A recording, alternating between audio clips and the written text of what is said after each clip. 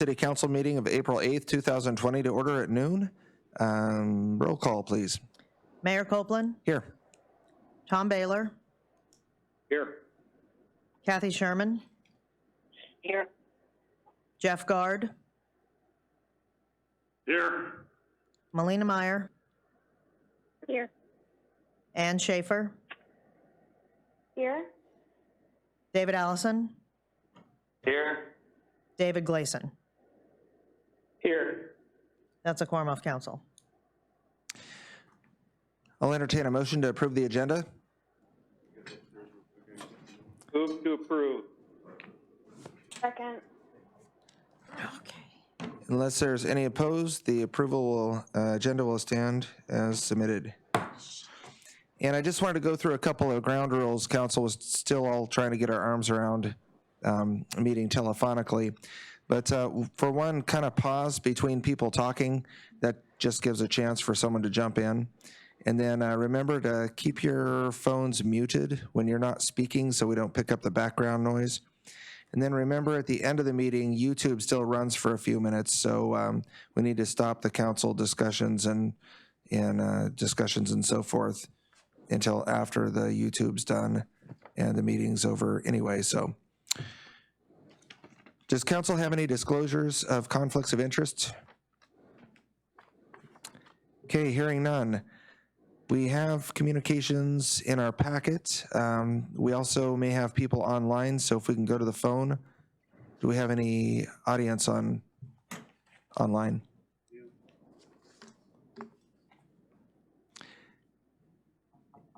And when he releases you to talk, just remember to state your name for the record, please.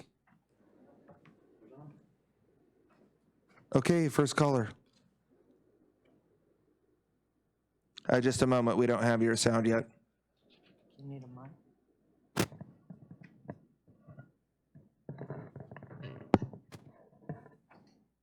Try again. Okay, can you try again, please?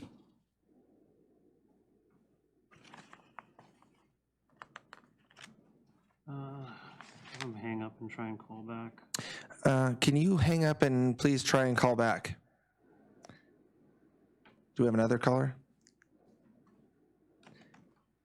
Okay, I'll just remind council we have quite a bit of correspondence in this packet. We have a letter from the U.S. Coast Guard, several letters from the community, a letter from seafood processors, and we have one new item under new business. I'm going to give just a second here to check on the call-in phones so we can allow some audience comments. Let's hang on, we might not have council on right now. Do we have any council online right now, please? Okay. Welcome to Copper Valley Telephone's conferencing service. You can't hear me either, right? Identification number. There are 13 attendees on the conference call. Okay, sorry about that, council. We dropped you offline there for a minute. So we're on audience comments, and we will try to revert back to those. We didn't have sound a minute ago. Do we have anyone? Do we have anyone online? I think so, yeah. So remind them, they'll be dropped before. Yeah, I'd like to make a comment. Okay, and could you state your name for the record, please? Yes, this is Katrina Hoffman, 301 South 2nd Street. Go ahead, Katrina. Mr. Mayor, excuse me, before you start, could you please have roll call again because we had a bit of confusion there. Oh, okay, sure. So Katrina, if you could hold for just a minute, we're going to revert to roll call so we catch that for the record. Okay, Mayor Copeland is here in person. Tom Baylor? We can barely hear you, Susan. I'll tell you what, Tom, I'm going to do this. Did we get it on your recorder, Susan? I'm just going to let council know that all 7 councilmen answered the roll call, so we have a full quorum of council. We actually have the entire council online. Could we go through that roll again, please, though, real quickly, just to make sure we got you back? Tom Baylor? Here. Kathy Sherman? Here. Jeff Guard? Here. Melina Meyer? Here. Ann Schaefer, I'm here. David Allison, Here. and David Gleason. Here. Okay. Okay, thanks, Tom. We're all back. Okay, to audience comments. Katrina. Thank you, Mr. Mayor. Katrina Hoffman, 301 South 2nd Street. Thank you for everything the city council members and incident management team folks are doing in relation to coronavirus. This community has possibly never had a better heads up on a disaster, and we cannot rely solely on community members and transients to serve as good actors to prevent transmission. You must take top-down action and ensure enforcement of plans, many of which are not yet made, and that means you should take the strongest actions you can to buy this community time. As it pertains to some practical measures that I see a need for, it would be reasonable for City Council to contract an epidemiologist as an advisor to City Council and the incident management team. There is no one in our community with that expertise, even though people in our community have many kinds of expertise that can be helpful. There needs to be immediate visible action to implement required practices in high traffic areas, not fully relying on business owners to do the right thing. I don't want to target any businesses, but the ones we know where much traffic occurs now are places like the post office and grocery stores. I'd like you to consider, and perhaps the harbor master has already done so, investing in immediate installation of sanitation options in the harbor area. Bring a barge full of porta potties up here, give them locks, assign them to small user groups to reduce transmission potential. Using the harbor facilities alone will be totally inadequate, and relying on vessels without heads alone is also inadequate. I know some of these things are likely being discussed on task forces, but I haven't heard them discussed, so I'm bringing them up now. Additionally, I think it's important to publicize and enforce a traffic flow plan for docks in the harbor and where vessels should and should not go, depending on the time at which they're active and the type of mitigation plan that they've submitted.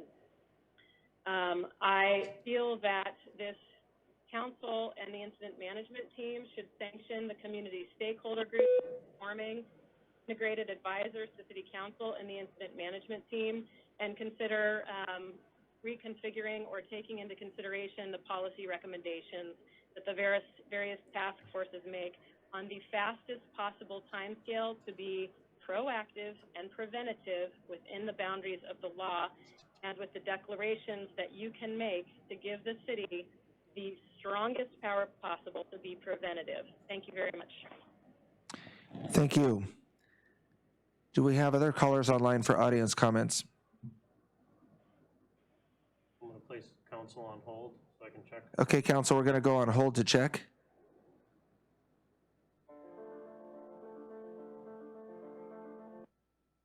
No callers right now. Okay, we don't have any callers on the line right now, and so we'll move to new business.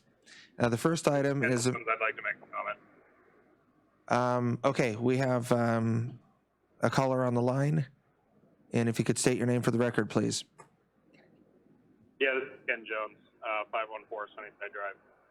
I just want to thank you all for taking the time to meet and discussing this very serious issue affecting our community. And I know you guys have been getting a lot of phone calls and a lot of concerned community members calling in with different ideas, and the incident management team is doing a great job. I liked a lot of the ideas that I just heard Katrina talk about with bringing in epidemiologists. I hope that there's been some work happening on setting up a temporary hospital with some ventilator capability. It's not a matter of if this virus is going to make it to Cordova, it's just when. And so we need to be prepared, not just with preventative measures, but also with cure. I know an ounce of prevention is worth a pound of cure, but we need to have that pound of cure. And I just really encourage you guys to keep the fishing season on schedule, but with not as a business as usual model.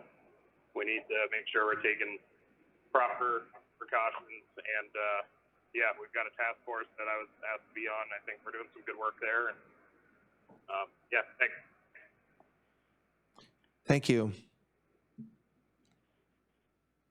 We have Yeah. it. My name is Mike Weber. I'd like to make.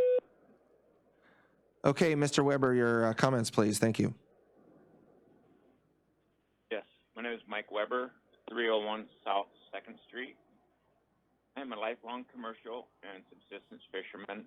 The state and city have both issued mandates around prevention of the spread of the coronavirus. Our city cannot bear the burden of an outbreak, and we shouldn't have to. We have the ability to prevent this from happening. I know our local resources are stretched, and I feel strongly that we need to request that the National Guard be deployed to Cordova and work in direct concert with the local disaster management and local enforcement authorities to assist with enforcement and all relevant mandates. You cannot rely on the good nature of the harbor master and the Memo staff to ensure that the fleet of hundreds of vessel operators and crews will adhere to the mandates.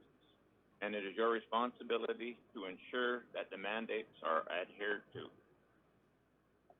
Our local enforcement is already overtaxed and keeping Cordova safe.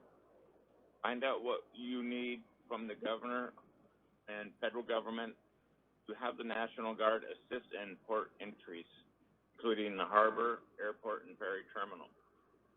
Please reach out to the Senators Sullivan and Murkowski now to find out if they could assist us. There are different levels of understanding and concern among our fleet, as well as different cultural practices, and you cannot let the least careful people affect the whole community. At this point, that is the reality we are facing. And that's the end of my comment. And I would like to say that I tried calling in earlier a couple times and I wasn't able to connect. And I'm on a different phone at this point. So thank you. Okay, thank you. Do we have other audience people online for comments?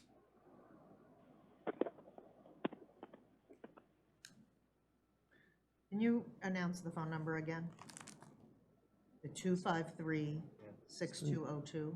Okay, so the call-in number for this meeting is 253-6202. If you wanted to call in for audience comments, that's 253-6202. And then let's just pause. Yeah, Clay, this is Katrina. Just an information piece, if I may. Yes. When you're calling in, sometimes you just hear hold music and you cannot hear the council and you cannot speak to the council. So I'm aware of several people who've had that issue during this meeting. And that is how it works. Okay. And I think I wrote that on the agenda too. Each call will be placed on hold right away, then ring through after the last commenter hangs up. So it's unfortunate, but that's how we're doing it, and with YouTube and the phone line. So that's the way the phone lines are set up now for the public. If you call in, you're going to be on hold and hear music, and people are going to be making comments one at a time as they're taken off of hold, and then council's put on hold for a brief second while we make that transition. So if you call in and just hear music, that's all you're going to hear. So it sounds like we have another caller, and if you could state your name, please. No, Unless we they don't. called in the wrong number. Okay, so we don't have anybody online right now, and we will go ahead to new business. And we have emergency response update from Heather Brannon and Paul Tremblay. And I'll turn it over to Paul. Correspondence. Mr. Mayor? I'm sorry, yes, Councilman Baylor, comments on correspondence? Go ahead, Tom. Okay, I'm sorry. I thought somebody else wanted. Well, did I hear earlier in the meeting, was Dr. Sanders going to be calling in? If so, I won't comment on her letter until she calls in. Is that correct? Do we know if she's calling in? She was supposed to call in. I don't know if she made it through. I'm on the line. Okay. Okay, perfect. Thank you, Councilman Baylor. She's on the line. And sorry, I went through correspondence earlier, but it was before I realized council had been dropped off the call. So just for the record, we had 7 pieces of correspondence in the packet, the Coast Guard and various other communications there. Was there any council comments on the correspondence? Questions? Yeah, I'm still here, Tom. Councilman Baylor. Okay, I don't have her letter in front of me. but she did, down in the bottom paragraph of the letter that she submitted to us, something about, please take her advice on medical, I'm paraphrasing here. Absolutely, we're going to take advice from the medical community. I would request as a council person that be either in, on the phone talking to us or in writing. I don't want to get it secondhand. I don't want to get somebody's opinion. I really need to hear directly from the doctors and the medical staff. And if you tell us that we need 15 widgets, and we're going to get you 15 widgets, but it can't be, an obscure, well, maybe we need this or maybe we need that. So that was my comment on her correspondence. And then I think the other thing I'd like to mention is basically we just got some more correspondence. And I'd like to ask the mayor, those were some good ideas. We're going to have to get those down in writing, and council or the management team, somebody's going to have to look at these and talk about them and discuss them. And we're not just going to hear it and then move on and then give people an answer to why or why not we're going to do that. So that's just a question I have. Maybe we can get answered later, but those were some good concerns and comments, and how do we address that as a group? So that's all I had. Okay, thank you, Councilman Baylor, and it's a good point. Secondhand information is the problem with this whole process all across the board. So I would certainly understand that council needs to hear directly from the medical advisor when that's the person that's given us direction here. So we'll make sure we have them at the council meetings. Is there any other council comments on correspondence? Okay, and we'll move ahead then to the emergency response update from Paul Tremblay, and I think he heard your question about how are we going to implement some of these things and keep people notified. So, Hello, everyone. Paul Tremblay. I am the incident commander, and across the table from me is my deputy incident commander, Mike Hicks. I'm not going to really get into the details of a lot of the things because there's still a lot of moving parts, but I want to let the council know and the public know that there are two key objectives that we are working on, and I am working directly out of the emergency operation plan. It's also public information on the city website. This plan, I want to remind everyone, is a guide, and that's how we conduct businesses through this plan, and it helps us move along at a quick rate, but also at a methodical rate. So the number one key objective is the health and safety of the city of Cordova and its citizens. And that's directly in the emergency operation plan. I've been with the emergency operations probably for 28 years. This is what we do. I've been working with Mike Hicks for very, very many years. And so we just want to remind everyone that the health and safety of our constituents comes ultimately first above anything else. The other issue, and one of the other objectives, the objective number 2, is the economics within the city of Cordova. How do we do that safe while keeping our community safe? I have Mike Hicks across from me. He's going to read the organization chart and then go right into how City Council works within our organization and how we can move forward from here. I'm going to pass over to Mike. Yeah, I don't know if you all received a copy of the organization chart, and it's constantly changing. So the copy you have right now may not be correct because it's changing constantly. Are you picking me up over there? I think I got some technical. can you hear okay online? Number 9. Yep. Okay, we're working on the mic here, so. Okay, so the organization chart you have is a standard ICS form that we use. We've used the incident command system for everything we do, and it pretty much outlines who does what. And you'll notice, I think you guys are probably still connected, the policy group is the city council, the city manager, and the mayor. They're a separate entity, and tied to them is also the legal group. You folks are the policymakers. You sit down, set policies, and direct the incident management team and the EOC what to do. Heather Brannon, she's our emergency management coordinator. She works for the incident commander and takes direction from him. we've moved several things around. Like I say, I'm not sure what you have for your current one. I don't have the current one in front of me, but some of these task force and groups that you've heard about, I'm sure, out in the public, we're working on. We're going to have we're working on putting together an airport group, a harbor group, and a ferry group as choke points for people coming into the community. That's in the works and should be partially in effect by tomorrow.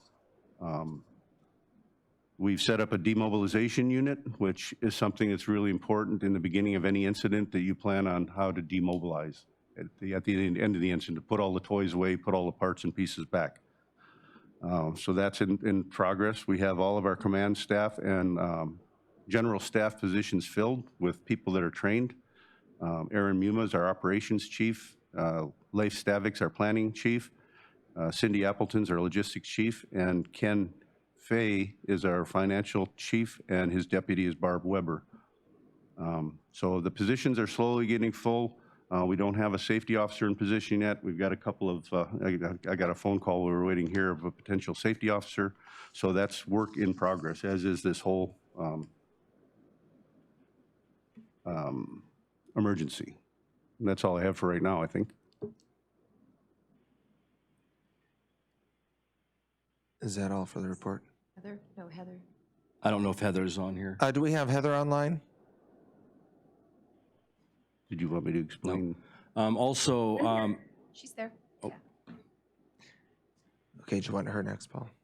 Heather, if you just want to go ahead and just give an overview of what has happened from the beginning to date, and just an overview so everybody can understand what we're going through. From January? Yeah. Okay, so in December, the situation broke out in Wuhan, China, and we all started following it on the news and whatnot. And then January 23rd was the first date that we had a case in the United States. At that time, I got together with members of CCMC, Alanka, and EMS staff, including the health nurse, and we started drafting the IEP for CCMC and Alanka. And Vivian Knopf is the incident commander for CCMC. She was very instrumental in that process. We got together as a group every week and kind of went over what the processes needed to be and how they needed to change, how we needed to streamline within each other, and then we slowly brought in more and more groups of people. Additionally, we started getting on calls with Bonnie Bailey and Ann Zink and folks up at the state, SDOC and CDC, along with some of the hospital networks via teleconference, and sort of just collected information on policies and procedures that should be put in place across the board as we moved through everything. When we got to a point where it was clear that the coronavirus would probably be approaching Alaska, we activated the incident management team, and I want to say we did that the week of March 15th. I briefed the incident management team on all the work that the hospital and EMS had done, and at that time, all of those plans had already been coordinated and streamlined all the way down to, you know, what EMS would need to be wearing for PPE when they respond to a respiratory call, or how CCMC and Alanka would receive patients into their clinics in order to keep, you know, themselves and other community members safe. Once I briefed the incident management team, they kind of broke up into groups, and it took a minute for all the information, because it was a lot of information, and they started their process of deciding which things we needed to put in place first, and kind of estimating how much time we had to get these jobs done.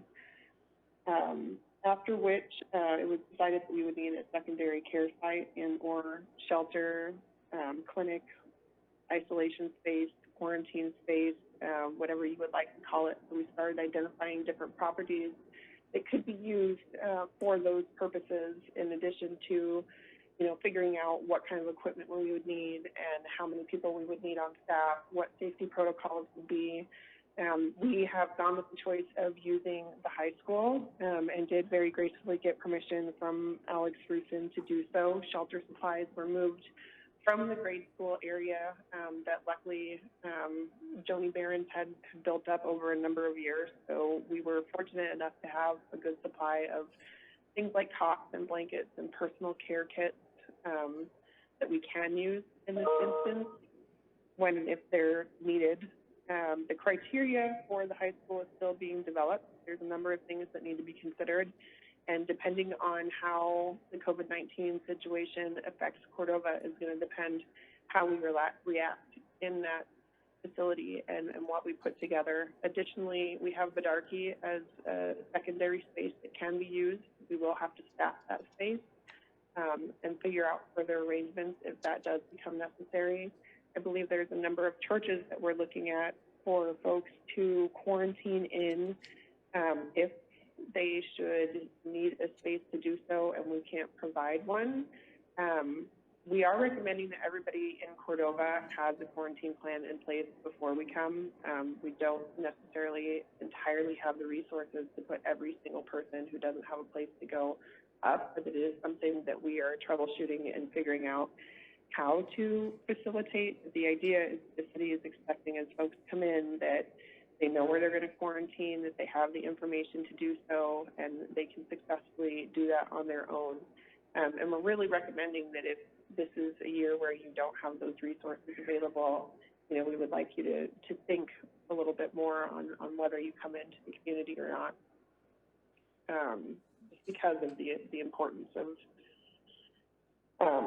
not, putting ourselves in a situation where we have to deal with some type of transmission and somebody has no place to go. In addition to that, we have a number of task force being put together. We met this morning with the Keep Cordova Safe group, and they have a lot of really good, really productive ideas and a lot of direction, and I think we're going to bond some of those ideas and some of those volunteers with what we're building with our current task force within the ICS structure. I know we are looking at putting information out at the airports as well as a couple folks so that they can greet incoming passengers and put good information into their hands so that they're successfully able to quarantine. We have a fisheries task force that was set up by Helen that will be there also to guide incoming fishermen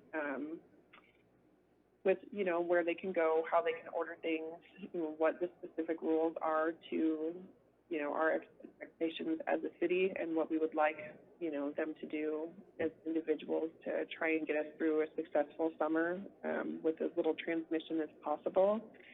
We also have a mutual aid agreement in place for those fishermen. It was developed in, I want to say this last week. That mutual aid agreement is a pretty strong document. On there we're having you take accountability for who you are and where you're coming from, who's on your boat, what your health plan is. There's a list of things that you want to be mindful of when you're building your plan and starting your season. In addition to that, I believe eventually we will be looking at folks coming in off the ferry, how those plans come into place. I know we've been having a lot of meetings with different businesses. We've been having the industry processor calls, so we're talking about, their protocols and their plans. Every single cannery or processor has turned in a plan to the city. Those plans have been forwarded to the Alanka medical team, which is Terry Collins, Nicole Peace, and Dr. Brian Yusey. In addition, they have been emailed to Hannah Sanders and Sam Blackadar for review. So, we're not just looking to see that they have a plan, we're looking to investigate their plans, offer them feedback, and see how we can make that situation as successful as possible. I know a number of other businesses have also turned in plans through the city, and everybody is being pretty cautious about the ways that they do business. I'm sure there's some improvements that could be had in certain places, but we're definitely working in that direction on a weekly basis. I guess on a bi-weekly basis, for having an essential businesses meeting, which would include the grocery stores and the hardware stores. And we've talked to them, about what COVID-19 looks like for their business, how to potentially rotate or cut down essential staff. In addition to that, we have also talked to them, about preparing for what curbside business looks like for your establishment. You know, can we do delivery, drop off, or pick up? You know, how many checkers do we need? How can we create social distance? Our PIO team additionally has been working very hard, and they've got out a number of I guess, notices in the way of public information. We have posters and signs on a lot of stores and businesses. I know there's signs out at the airport. They're developing material to hand out to incoming travelers. They're also coordinating with businesses through the chamber to put out that information to the public so everyone knows how they go where to get what supplies. You know, and I think as we look forward, we are looking at the right now picture, but we are also looking at, you know, what this looks like in Cordova for the coming year. It's going to be a very long summer, and, you know, we do need to plan for right now, but we also, while we're planning for right now, need to make strong plans for what our future is going to look like, because this is something that we're going to be going through as a community for probably the next year. So a lot of the social distancing things that we're practicing, I know we have a group of ladies that is making masks for the public, which is wonderful because the CDC has kind of taken a turn on that whole stance. And I think the more people that we can get prepared with, you know, plans for themselves, their families, their businesses all in place, the more successful we're going to be. And that is what I have for right now. Does anyone have any questions? Yeah, Heather, I got One at a time, please. Council? One comment on the processing. Just a second. Council, can you please identify yourself? I was Councilman Gleason, but I'll let Dr. Sanders make a comment. Okay, Dr. Sanders, please. Thank you. And with the fish processing plan, I think one additional thing that maybe we can act on today or get put into place, we need the authority to have those plans approved, not just that the fish processors are providing us with what their plan is going to be. We want a process in place that requires my medical team to be able to say, no, this is not adequate. This is what you have to do in order to come and bring your workforce here. We feel that they might pose the largest risk for bringing this pandemic in an unsafe way to our community. Okay, thank you, Dr. Sanders. Questions, Council? Yeah, Clay, Dave. So Councilman Gleason. Councilman Gleason, please. So I'm going to ask Dr. Sanders a question, if that's all right. Yes, please. Go ahead, Councilman Gleason. Okay, Dr. Sanders. So if the processors have closed campuses and their employees are not allowed to leave the property, do you still feel like they would be the highest risk group? Certainly, it's kind of like having a cruise ship. They live in such close quarters. You have somebody get very sick, then their campus isn't going to be closed because they're going to rely on our medical resources to take care of their people that are working there. Once we're using our medical resources to care for the large influx of numbers of people that are living at each individual processing plant, then it changes how we're able to manage our community response. Okay, thank you. And then my question to Heather, if I may, was, are we currently, so when I came to town from Hawaii, I did my 2-week quarantine and it ended last night, and I never was approached with any documents or anything. Are you tracking the people that are coming into town at all right now to ensure that they're doing their quarantine? I've had some public questions to me about this, and I don't have the answer. I mean, we have very little information right now as councilmen. So, do you guys do you know who's coming into town and when their quarantine started? So currently they are working on the plan for the airport, and I believe that that's one of the things that they are going to be discussing on how we do that. And it may be something that looks like the form that the state is out. You know, maybe the city of Cordova requires one of those as well to help us, you know, track down, anyone who may become infected, it would give us the vessel that they're coming in on. It would give us where they're quarantining and give us the option to, isolate that case, which is a very important thing to do. But I think we need to check on some legal avenues on what we can and can't do there. And I'm sure that if we can put that in place, that it will be something that we look into. Okay, thanks, Heather. Doing a great job. Thank you, Councilman Gleason. And you're on council, so it's your meeting. I'm just trying to keep it in order. So, other council questions? And Mr. Mayor, One at a time, please. Alina was. Councilman Meyer? And I've got a question. Okay, Councilman Schaefer, please. Yes, thanks for the update. One of my questions that I had while you were going through is some of the different possibilities for housing people who don't necessarily have a quarantine location. You were describing, the high school, churches, but all of these are still sort of like public or shared living spaces.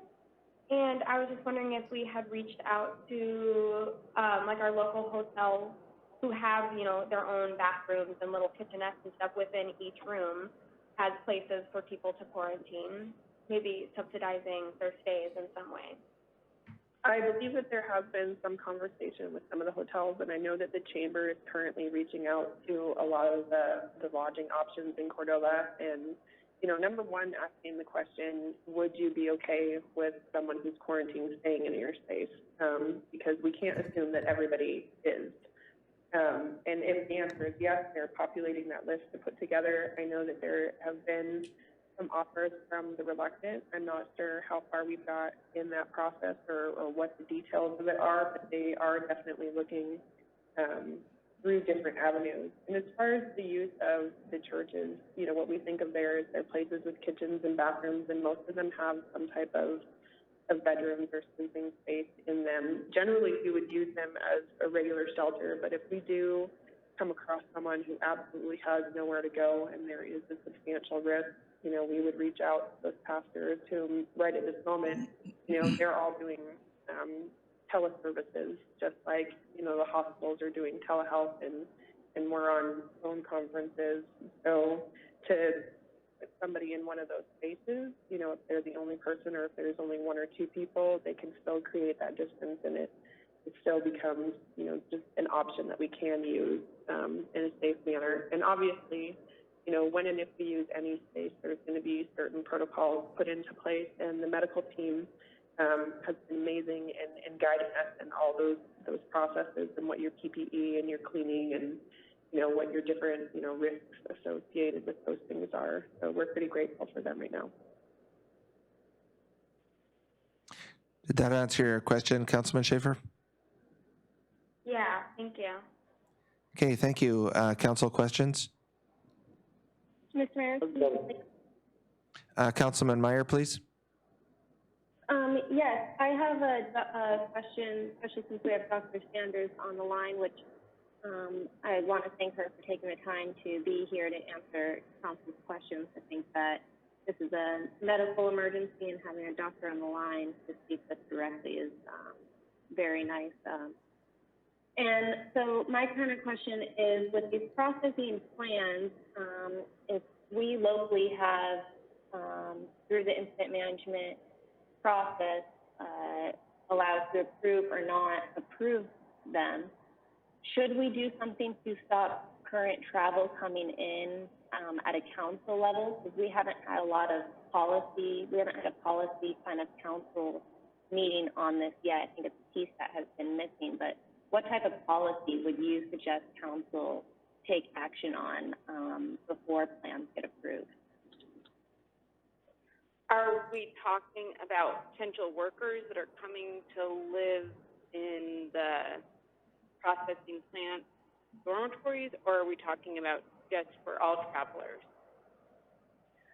I'm kind of speaking to all travelers. I'm concerned about workers coming in, whether it's fishermen or people wanting to work in the processing plants, people that are considered critical workers coming into town before we have all these essential workers plans approved? I mean, in a perfect world right now, I would like to pause any influx of workers or essential people that are coming in while we get a plan in place. What that looks like, I don't know, but just having a little bit of time to talk to the different groups and processors, as well as get systems in place for checking at the airport on people as they're coming in and giving them information regarding where they can go for testing, clinic signs to look for, and having kind of an employee health process for each of the independent fishing groups would be my ideal. Of that, I'm not really sure what your question is, but kind of a sideways answer. Do you have any other questions? No, that kind of answers my question. We just haven't, as council, really set policy going into this, and we have gotten a lot of concern from the community about our ability to heavily restrict travel for a certain amount of time while these plans and certain things get in place. And, you know, I'm not a doctor in the incident management team, so I just was wanting to get a recommendation whether that was an avenue that we should pursue for a short-term basis while we get ducks in a row. So, to the best of our knowledge right now, we don't have anybody infected with coronavirus in town. So if we could restrict people coming in for a period of time in order to get some plans in place, that would definitely increase the likelihood that we can keep the community safe. Okay, thank you. Hey, Mayor? Councilman Baylor. Yeah, for Heather, and I think this is a reasonable question that we've been getting at, we as council people.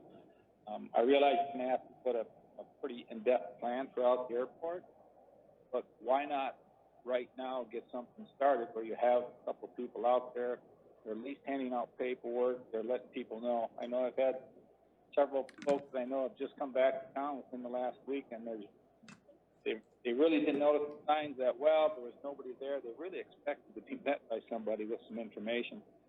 At least we could start in place, and then you could add to that plan. But maybe there's a reason you don't want to get that started. But I think it'd be good for the public to hear why there isn't at least a start to that program right now as we speak. Thank you. So that is actually something that I believe is going to go into place today. And it has been talked about over probably the last 10 days or so. There's a lot of moving parts and details to getting everybody together, getting them out there, making sure that we're not sending people out who don't understand, you know, how to approach folks at the airport safely. I mean, because from our perspective, you have to consider it as kind of a hot zone. You know, your ports are your ground zero in this situation, so you need to put a lot of thought into how you approach those spaces and how you make people safe when they go out there. And I do believe there has been some individuals actually on their own going out to the airport, and we did speak with a few of them today, and kind of the number one concern is just, you know, we want to make sure that you're aware of, you know, the potential risk that could be incurred. We want to make sure that you have the right type of PPE, that you have the right processes, so that while you're doing this, you know, you are in a very safe situation. And so I think by the end of today, that entire process will be in place, and it will be something that we are actively doing. And as I find out more information about that process, I will absolutely let you guys know. Councilman Baylor? I'm here in the room with the incident commander, and I think he has some more information to add. Yeah, Mike Hicks here. We've been working on that this morning. That's what I alluded to earlier about the air group, the harbor group, and the ferry group. We have had a couple of volunteers, and as most everybody knows, I'm out there pretty much every day, so I kind of see who's coming and going. And right now, it's one or two people coming in and one or two people going out on every flight. Yesterday's afternoon flight was actually canceled, but there are some volunteers out there that have been informing people. The one or two people have been coming in, and the people that I've watched come in, have had other folks drop off their vehicles, leave the keys, they get in the vehicle, they go self-quarantine. People are pretty much voluntarily cooperating with what's in place. But we're going to talk to the folks that have been out there volunteering, and we're going to put them under the incident management team as a group and organize them a little bit better. One of our staff was writing an MOU with the state this morning so that we can have a DOT, so that we can have a tent out there, a facility for them to hand out information and talk to people as they come in. So that should be happening either later today or probably tomorrow. That'll be in place. And then the harbor group is the next one that we're working on, and the ferry group is the least right now because we have no ferry. You know, I just want to say I'm just coming up to speed. I was just bought into this yesterday. As you know, I was hopefully going to retire here really soon, but I'm kind of putting that on hold. But we'll get through it. Does that answer your questions, Councilman Baylor? Yes, and thank you. And just for everybody there, a lot of these questions we are asking for the public's benefit. So just keep that in mind. That these are questions that have been coming to us, and I think it's good for the public to hear this. Yeah, Thank understood. you very much. And then just, you don't have to address it now, but as we get volunteers, team, so to speak, are they going to be insured under the city's policy if something goes sideways? And you don't have to address that now, but just a thought. Thank you. And that's one of the things that we're trying to do is Cordova is a volunteer town. I mean, we have lots and lots of people like to volunteer. People are frustrated. We get it. I mean, it's a slow process. We have to be methodical how we do it, and we have to organize those folks, get those folks in under our umbrella for legal reasons, insurance reasons, things like that, and that way we're not duplicating efforts as well.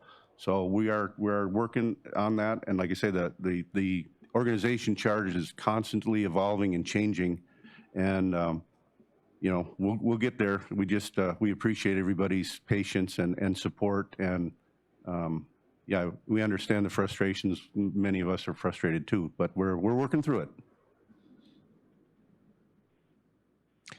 Mr. Mayor, this is Kathy. Councilman Sherman. I have a quick question and a comment, and I'm not sure who can answer the question for me. Dr. Sanders asked for her medical team to have the power to approve or deny this process and business plan. Who can give that to her? Is that the incident management team or is that council?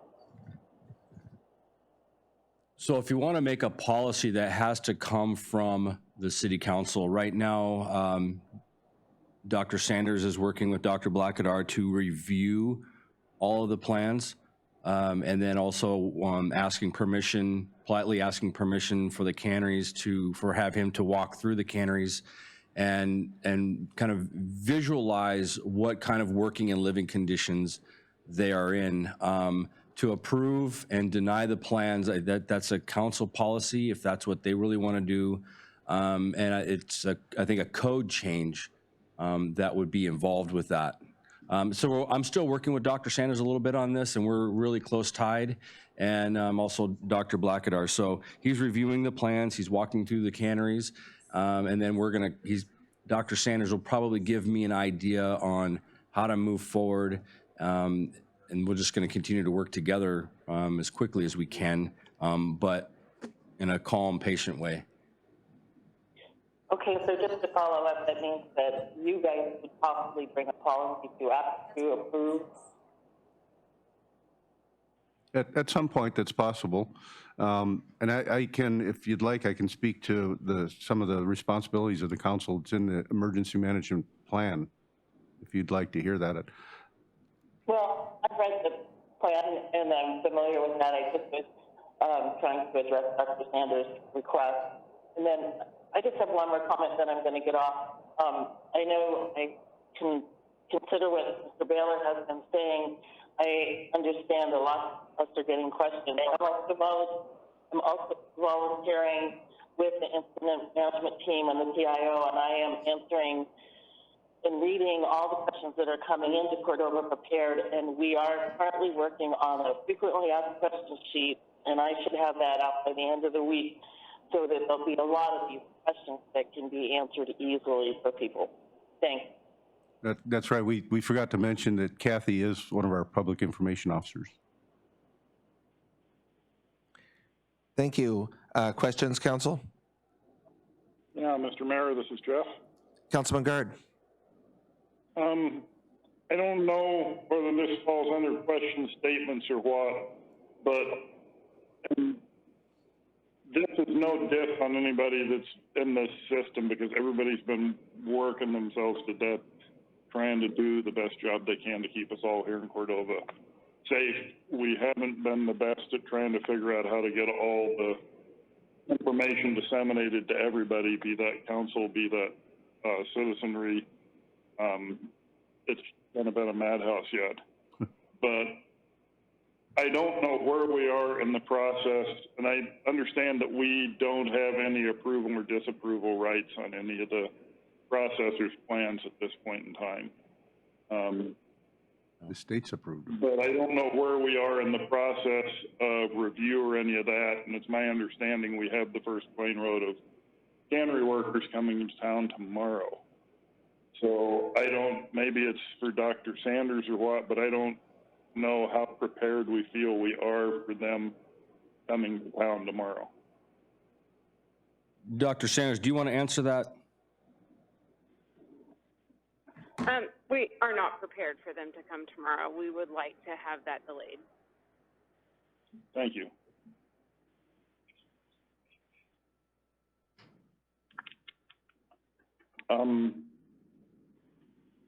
As far as the incident command there, is this just a rumor I've heard, or do we have the first load of cannery workers showing up tomorrow to get things ready? The information that we had this morning, and I don't off the top of my head know where that came from, was that there was some cannery workers coming into one of the plants tomorrow. And I don't know how many, and I don't off the top of my head know which plant, but that was some information we got this morning, and we really haven't corroborated it, whether it's true or not, as far as I know. But on a kind of on a side note, as on the law enforcement side of thing, I was on a teleconference with the Attorney General's office yesterday. John Skidmore, the Deputy Attorney General, held a law enforcement conference, and I'm still waiting for a follow-up on email on that. But we have to be very careful about limiting people's movements. It's both covered on the Alaska Constitution and the U.S. Constitution that we have to have very specific things in place to eliminate that's not the word, not eliminate, but restrict people's movements. So we're kind of working through that process too, and we need to be very careful. I understand the constitutional right to travel. I understand the constitutional right to work. There are a number of rights given, but all these are in law are curtailable under the right situations, whether it's martial law or whatever. Yeah, and we're not there yet. So, Councilman Gar. that seems to be one of our biggest hurdles in here, is trying to figure out exactly what our rights as a community are legally and what they aren't. I think that's something we need to focus on more fully. Councilman. Exactly what our rights and abilities are in protecting ourselves, so we can make an appropriate plan to do so. Can I speak? I'm going to, this is Helen, I'm going to speak to the legal rights. Can I just clarify Jeff's question and the big question in the room? As you all probably heard, is that when the governor made its mandate of a week ago or so, one of the things that he included in that was an exclusion for small communities off the road system of under 3,000 people. We fall into that category. The only limitations that he put on small communities at that time was that we have to allow travel for medical personnel, children's services personnel, and law enforcement personnel. Our attorney felt that we have gone beyond what the state is requiring to put limitations on the fleet, on movement of people in the town. we moved ourselves as close to what we thought was a constitutional boundary as possible. And then over the weekend, just to clarify, we have asked the AG's office for a legal determination on what we are allowed to do. What does it mean that small communities can do more than what the state? So we identified what we had done that already moved past what the state was allowing, and we asked for legal clarification. We expect that decision back in the next couple of days. So that document, that permission from the AG's office will inform us what we can and can't do. So that will get off the table. And then the only other thing I want to insert into the conversation is that all the processors' plans have been approved by the state of Alaska and their medical team and their process before floating down to us, and then we're going through our own. So I don't want anyone to think that those plans are just, you know, not getting any due diligence. They've gotten due diligence at the state level. And in order to receive people into this community at this point, they have to have those approved plans in place. So Trident and Ocean Beauty and those guys have already gone through the state process, and now we're going through our local process, which adds additional requirements. So I just want to be clear about that. Councilman Guard, I think I heard Dr. Sanders maybe trying to answer part of that as well. Is that the case, Dr. Sanders? Well, I would like to address that the processors' plans that are currently in place at the state level, in my opinion, reflect how you could safely process in somewhere like Anchorage or near a large tertiary care center. They are not plans that are in place for, not all of them, this isn't true across the board, but some of them are absolutely not plans that have been put in place for practicing or processing in small communities such as ours. Thank you, Dr. Sanders. One of my worries about relying on a state approval for these no plans and having no approval process on a local level, because the state is not sitting in Cordova and they don't know exactly what our resources are and what we have to draw upon. Councilman Guard, Mr. Mayor? yes. Baylor speaking. I'm sorry. Councilman Baylor, please. Yeah, I guess I'd just like to make a recommendation. Dr. Sanders has identified an issue, and that's having legal authority to make them go above and beyond their plan or change their plan. I think with concurrence from the council, the city manager could get what wording she needs, contact our lawyer, and make this happen. There's no reason about thinking about it. If she needs it, let's get it done. Let's get it done today or tomorrow. Thanks. Mr. Mayor? That's the motion, and I'll second it. Okay, just a second. There were several people talking. I think I heard Councilman Guard. First of all, we need a motion from Councilman Baylor. Was that a motion, Councilman Baylor? It is. Okay, and I think I heard. Mr. Mayor, I actually still have a question. Okay, hold on, Councilman Gleason. Councilman Gleason, hold on for just a second. Let me get to you. We have a motion from Councilman Baylor, and did I hear a second from Councilman Guard? Yes, you did. Okay, so now we can have discussion, but first let me let Councilman Baylor speak to his motion. I think Dr. Sanders made a request, and let's move on it. That's all I've got to say.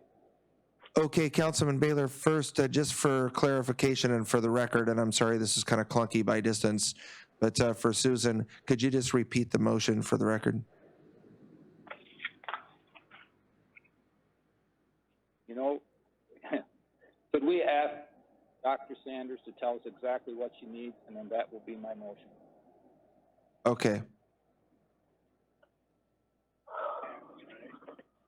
So basically, Yeah, I would like to have full authority for the medical advisory team, in the incident command team, to be able to authorize, recommend changes, or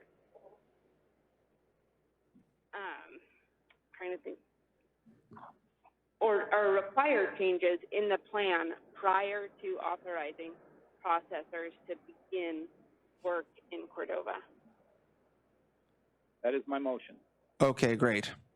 Absolutely. So basically, the Cordova's incident management team's medical team has to have approval authority on processor submitted plans before we will accept them.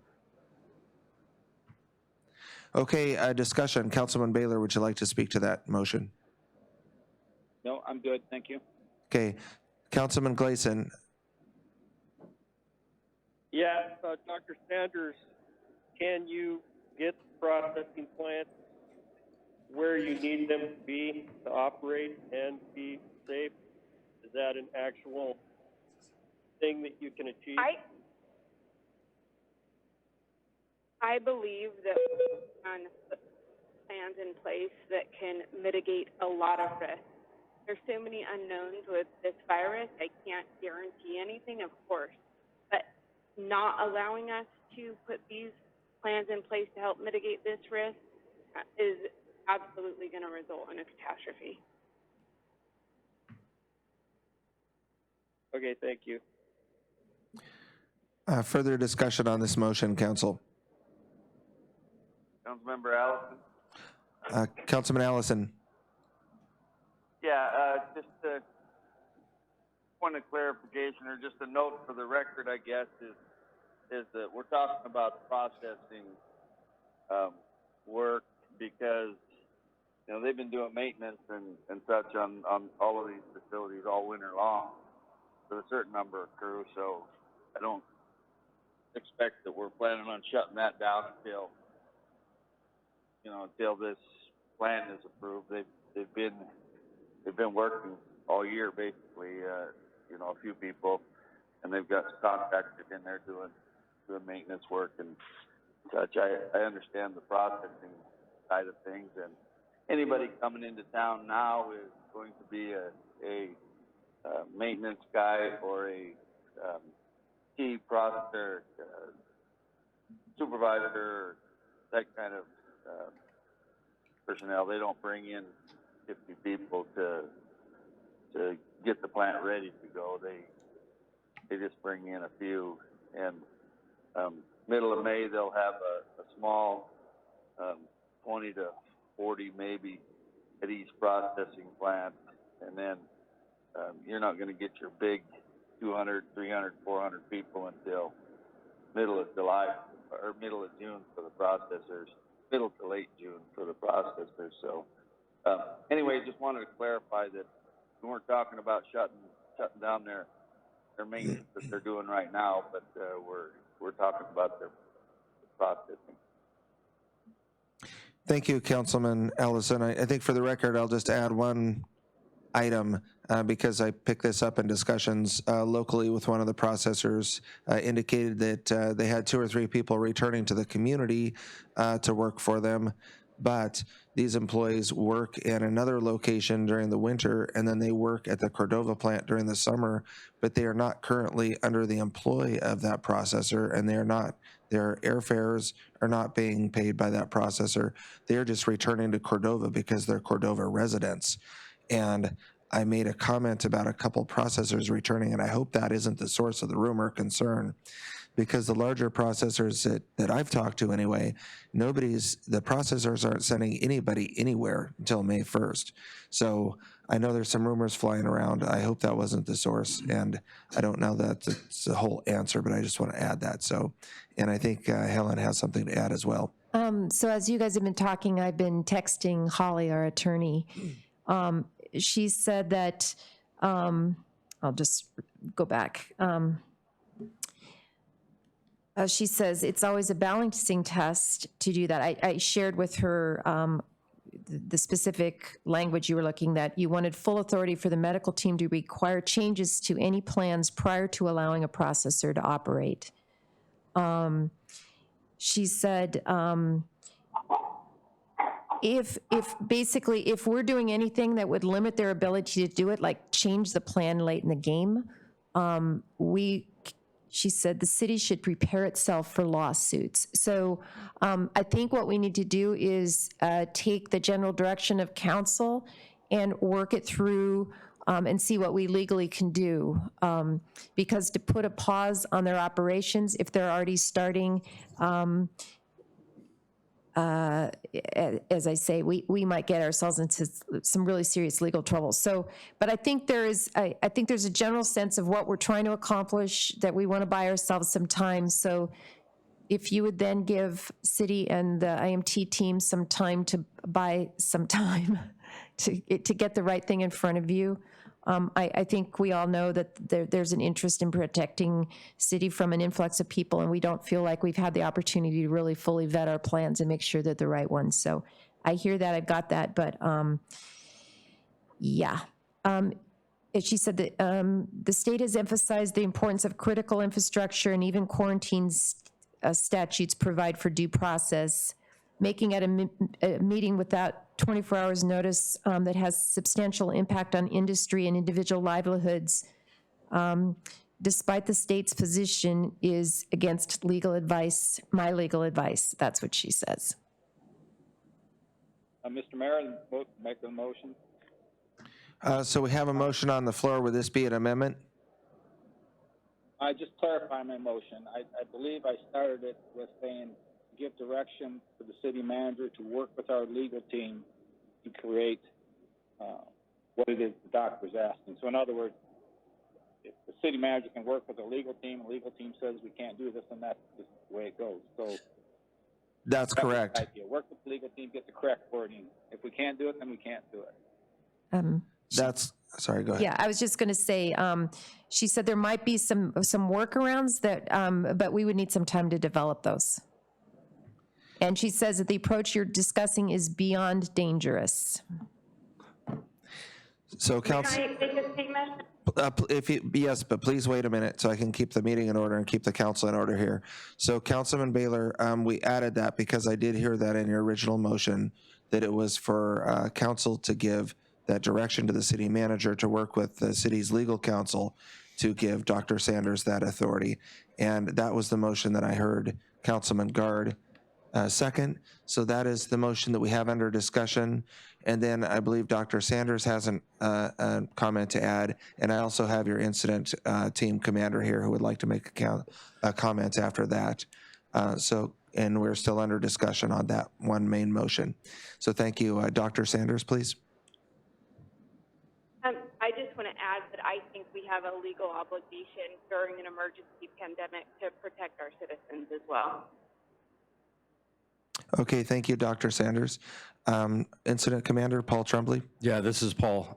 I will have my team verify whether that information is true or not. And this takes us back to the original comment, is that this is important why we don't put out information without it being verified and vetted yet. So I'll have my team look at and see who is coming and going. We'll have my team contact all the canneries to find out exactly when their people are coming and how many and in what stages. Thank you. Thank you, Paul. So council discussion on the motion. Clay, can I make a comment really quick?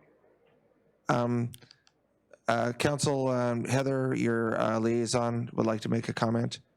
Go ahead, Heather. So I actually spoke to Leo Vargas at the airport not long ago, and he informed me that April 9th would be the first day that they would have any crew coming in. Additionally, on our last industry phone call, if we get the notes from Harmony, we did ask what the start date for their operations would be, and every single processor not only gave us dates, but gave us assumed numbers. So if we look through those notes, we do have that information currently. What I would suggest is that we have an upcoming meeting with the industry on Friday. All of the processors are on that call. All of the processors have been very accommodating thus far lately. We can ask them for permission to enter their facilities. And I think that most of them are expecting that they're going to get feedback on their plans.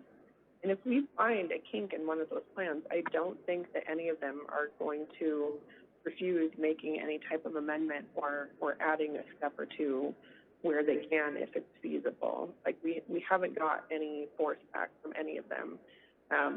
But I would ask council maybe to put together a list of questions that we can ask at that meeting on Friday and see if, we can move forward with this idea, just by asking permission, because it's not off the table. So thank you, Heather. And council, we're going to share information out loud in front of you here. But I spoke with Leo Vargas as well about those employees, and those were the ones I was referring to. I talked to Leo's, for a plant manager, I have 2 or 3 people coming in to help this week. Makes you assume that those are employees. I talked to his manager, Rick Isaacson, in Seattle, and he said, no, Trident Seafoods does not have them under employ now. They were working for us in Acatan. They are paying their own way to fly home to Cordova where they're residents, and they will probably go to work for us. But we do not have the legal authority to tell them to quarantine because they are not our employees right now. We as a company are not sending a single solitary person to Cordova before May 1st, and probably not before then. And he shared some other details of a very, very comprehensive plan that we can that is being handed to our medical team to review. And now with council's, this motion that's under discussion, may require approval by her. But I can tell you in my discussion with Rick Isaacson, they do not want to have a plan in front of the city that we have not accepted in terms of how we choose to accept that. So I would just add that, and we're under council discussion for the main motion. Mr. Mayor. Excuse me, please. Can you identify yourself so I know if you're a councilman, and then let me acknowledge you, and then you can start speaking. Yep, Mr. Mayor, this is Ann Schaefer. Councilman Schaefer. Yeah, I appreciate the comments by Heather, and I also appreciate the willingness of the processors to work with the city and work with the command team and allow us to come in and give us those permissions. But I would feel more comfortable if it was in writing that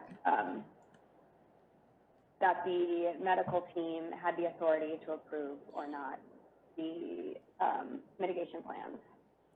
Okay, so that sounds like you're in favor of the motion. Council comments. Mr. Mayor? Councilman Guard. Yeah, I understand legal counsel's position on this, but our council of the city is responsibility to protect the entity of the city. Most of us, or all of us sitting here on this conference now. Councilman Guard, you're not speaking to the motion of whether you are speaking for or against giving direction to our manager and legal team. I will make it shorter and sweeter then.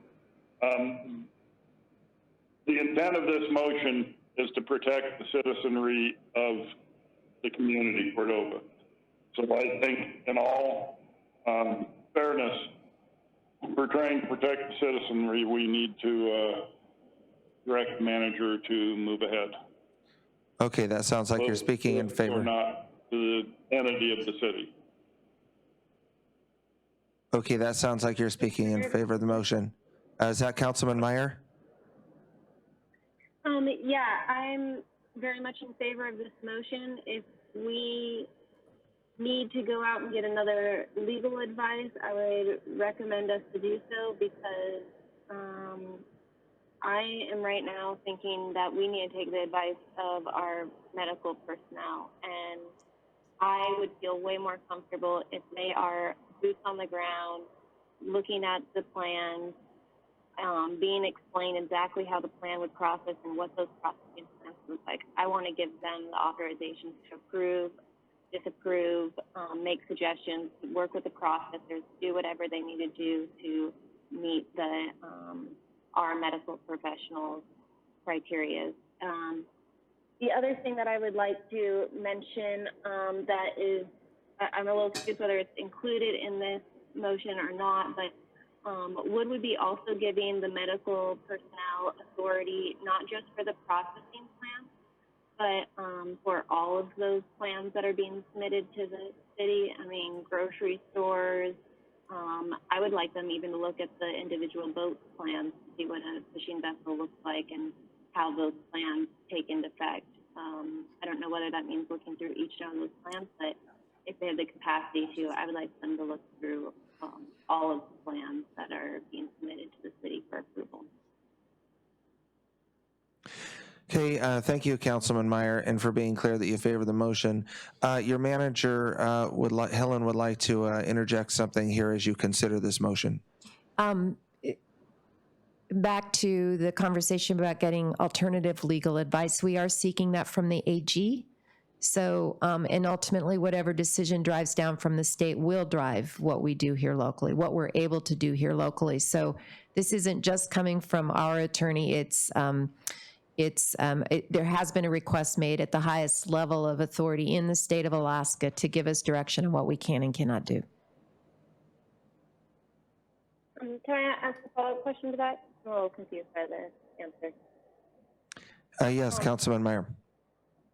Is the question that we're asking, that we're waiting on the answer for, is that with Mandate 12, Attachment B, how much we can restrict travel, or is that a question that we have into the state about whether we can give the authority to our medical personnel to approve medication plans? The question is the consequence of what you're discussing now, which is restricting beyond what the state is allowing for critical infrastructure, which is processors and fishermen at this point in time. So if we did anything that restricted their ability to do their critical infrastructure work, we could be challenged, we would be challenged on that unless the state gives us authority to do that. That's where we stand. So I want to just read something. Our attorney's recommending that we hold a meeting within 24 hours to give notice of this and how it might impact the industry that's going to be impacted by this. And that we give notice so that they have an opportunity to respond. So she said, I would recommend they hold a meeting within 24 hours notice with another emergency ordinance or at least resolution before taking these actions.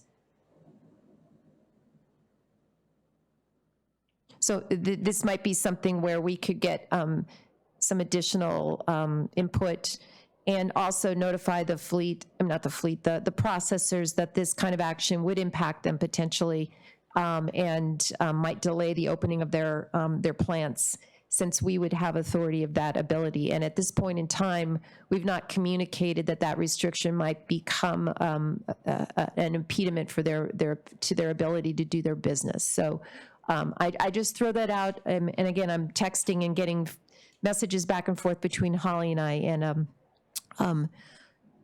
these are real concerns at this point in time. Mr. Mayor, Tom Baylor. Councilman Baylor. All right, so we've decided that we're going to take advice from medical staff. None of us are lawyers. We move forward with this. If this passes, it goes to the lawyers. They can work it out.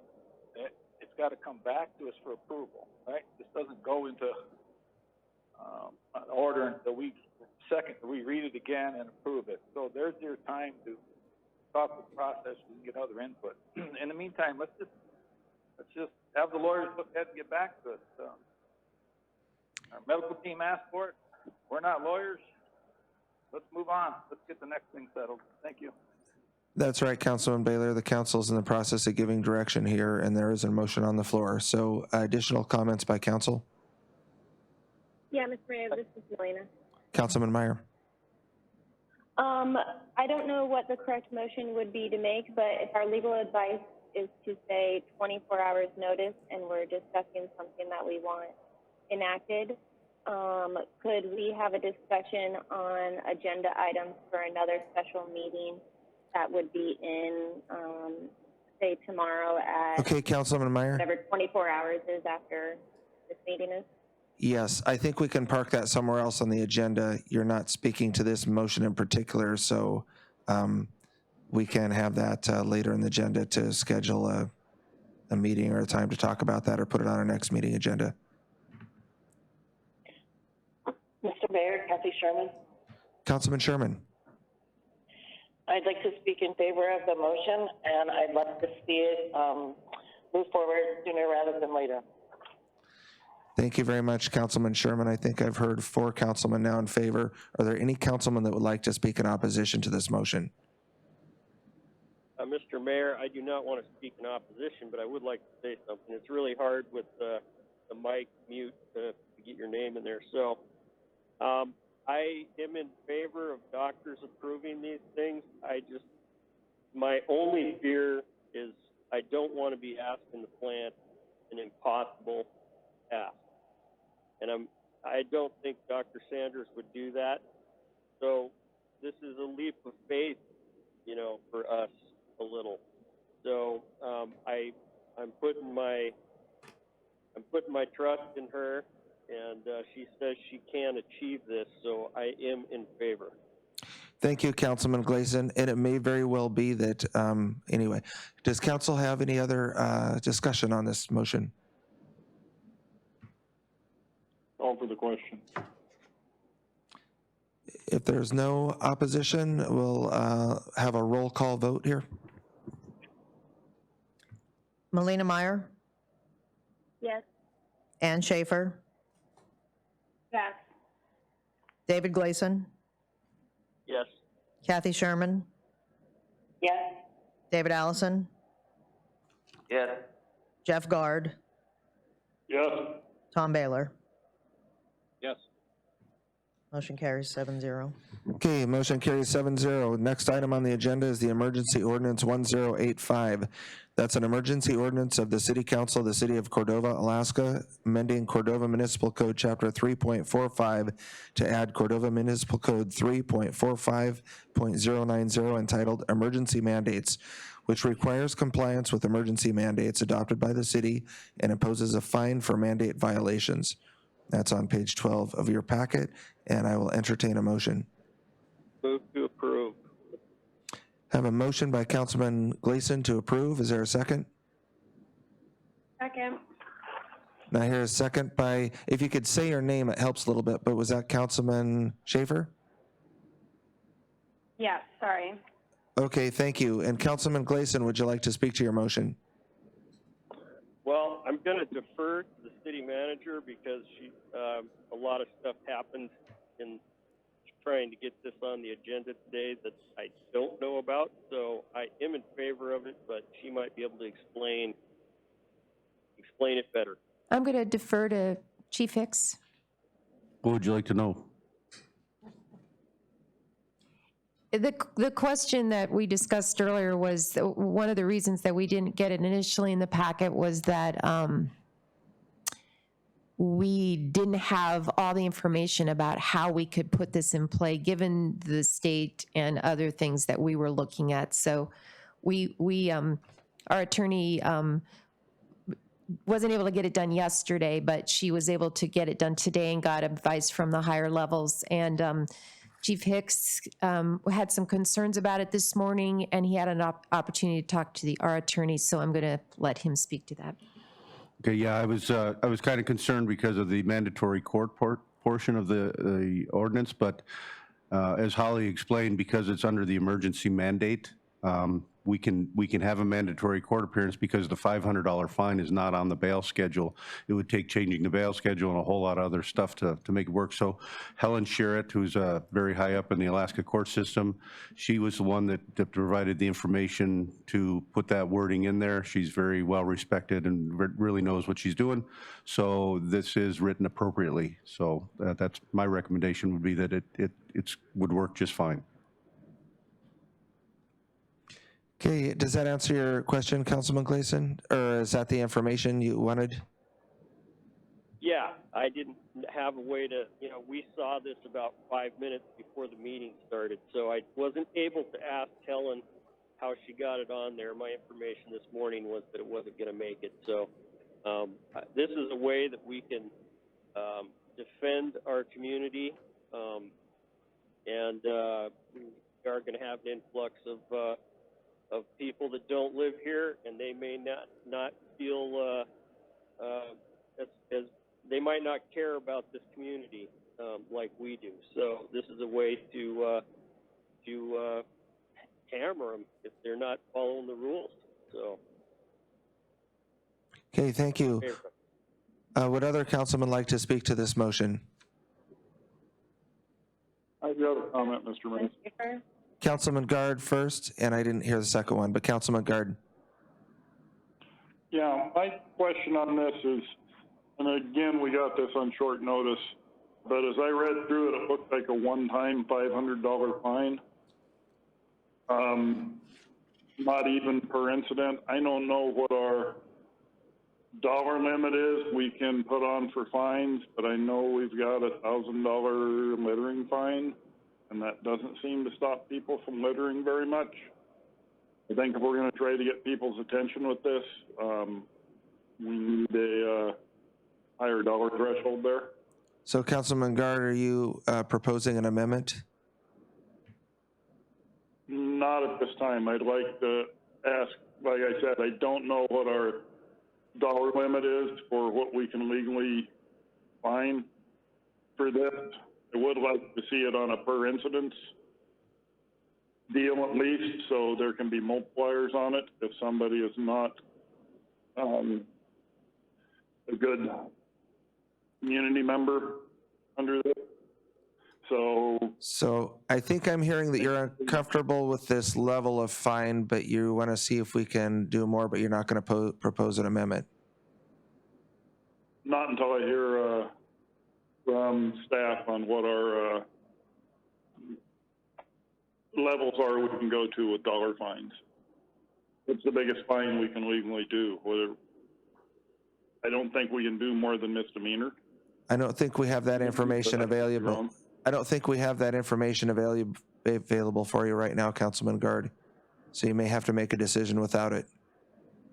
I'd like to make a $5,000 fine, and I'd like to make it per incidence. Okay, is that an amendment? Yes, it is.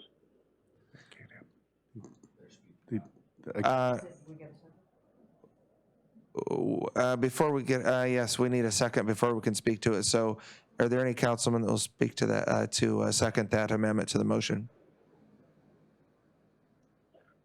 Hearing. That for discussion, that Mike doesn't know, Chief Hicks doesn't know, and So, to. Councilman Gleason, just a minute. Did you just second the?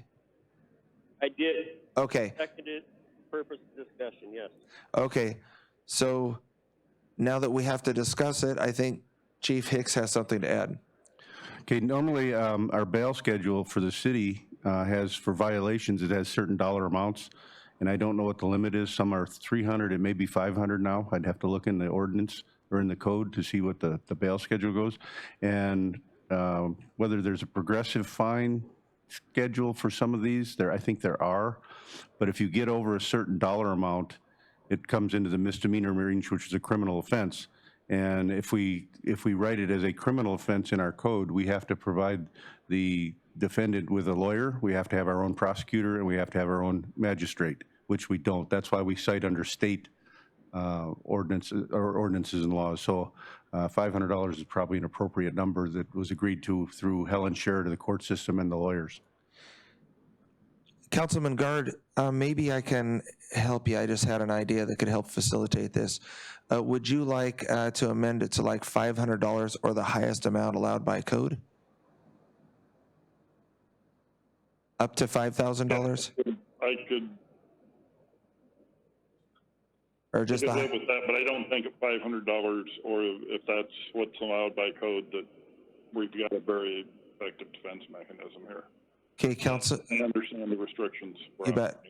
Councilman Gleason. I would agree to that, Brendan. Okay, I'm going to see if your second will agree. Councilman Gleason, would you be willing to allow that modification to the amendment, $500 or the highest amount allowed by code? I actually had a question for Mike before I just couldn't get, it's hard to get in there. Okay, sorry. To the original motion. Mike, is this ordinance limit this to a one-time fine per person? Well, you say the information I got from the court system and the attorneys was that they came up with this dollar amount because it wasn't on the bail schedule, and a $500 fine per incident in a mandatory court, it's an attention getter. And hopefully, like you say, most people are voluntarily complying. And this is for that person that decides not to. And there are other penalties that are already in the system through the state that we can charge somebody for a more flagrant violation for disorderly conduct or even reckless endangerment currently under the mandate.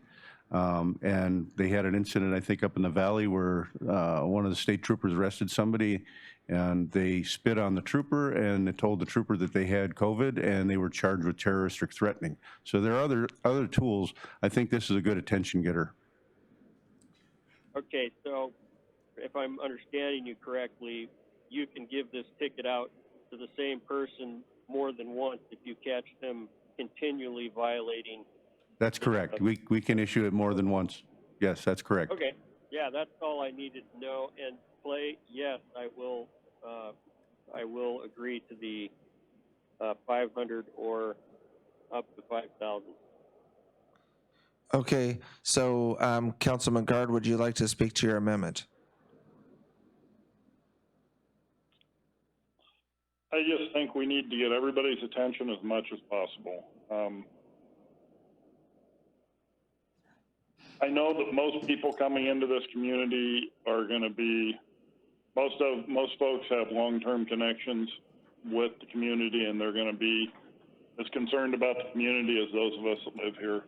But there are some that are not. There have been contacts made with parts of the Russian fleet. Okay, Councilman Guard, Councilman Guard, you're starting to wander away.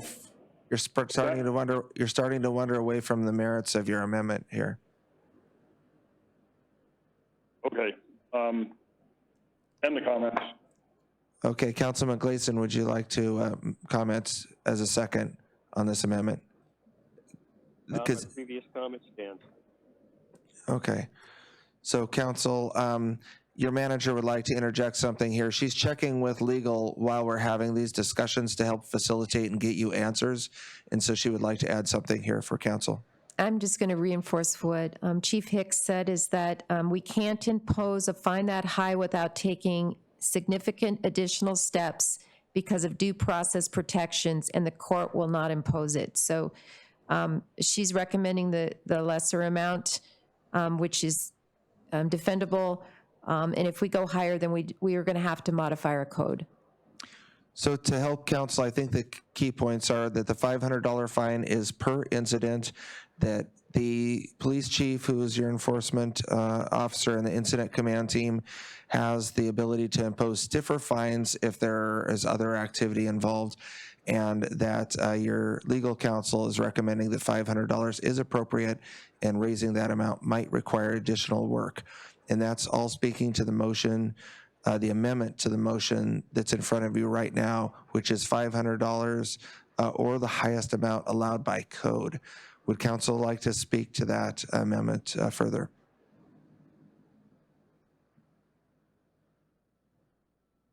This is Kathy Sherman. Councilman Sherman. I understand what Councilman Guard is suggesting, but I think with the clarification that this is more than one incident that could be, this fine could be applied to, I'm comfortable with that. And I just would like to stay out of as much legal mumbo jumbo as we possibly can without getting in trouble, and this seems to do that for us. It gives Mr. Hicks, Chief Hicks, and the team another tool in the toolbox. Thanks. Okay, thank you. So I heard you speaking in opposition to the amendment. Is there other councilman who'd like to speak to this amendment?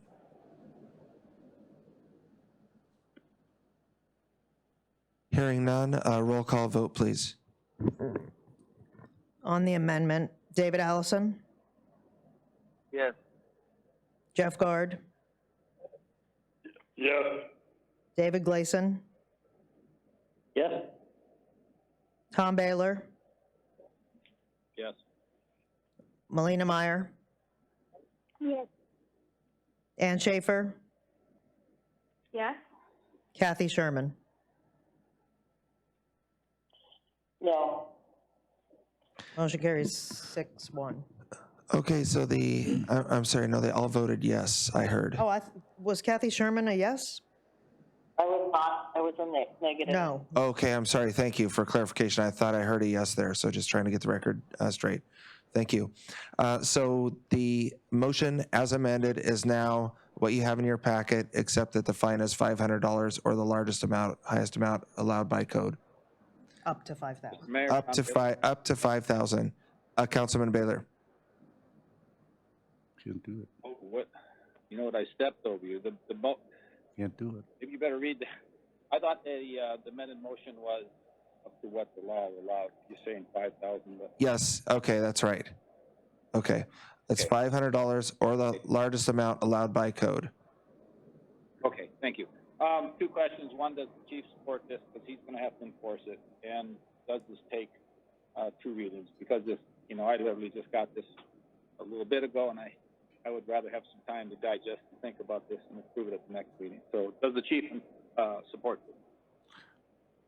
I support it as written, and like I mentioned earlier, we have other tools in the toolbox that we can use presently without it. So, like I say, they can be charged with a B misdemeanor or up to an A misdemeanor and possibly a B felony, depending on the severity of what they do. So right now, we're trying to educate them, and then we have other tools if they don't want to be educated. So that was your. Is that a yes, you would like to see this pass? I'd like to see it pass as written. I think it's just fine without the amendment. But it's been amended. I think It's been voted. Yeah. So Councilman Baylor, he would like to see it approved, but as written, not as amended, if you would like for council to reconsider your amendment. Yes, I guess I apologize. I was lost in the shuffling around, but my vote would be approved as written. Okay, so you're asking council to reconsider the amendment? Yes. Okay, because you're on the main motion as amended now. So is there a second to reconsider the motion as amended? Can I ask one question real quick? Councilman Guard. With what we took motion to, I'm not defending either side, but pretty well, we got the answer to what code would allow.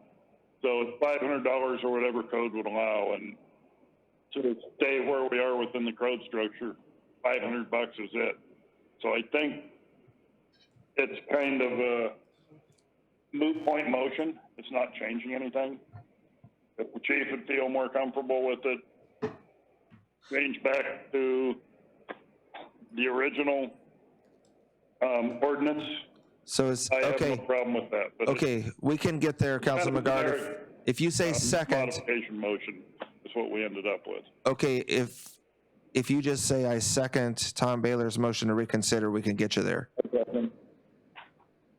Okay, so council, now we have a motion and a second to reconsider the vote on the amendment. So if you want to so if you want to reconsider that amendment, that is now in front of you. So would you like to reconsider it so that you can remove the amendment? You can just vote it again. Okay, we'll take a roll call vote to reconsider. David Gleason. Okay, so a yes vote means we're reconsidering, correct? Correct. That's correct. Yes.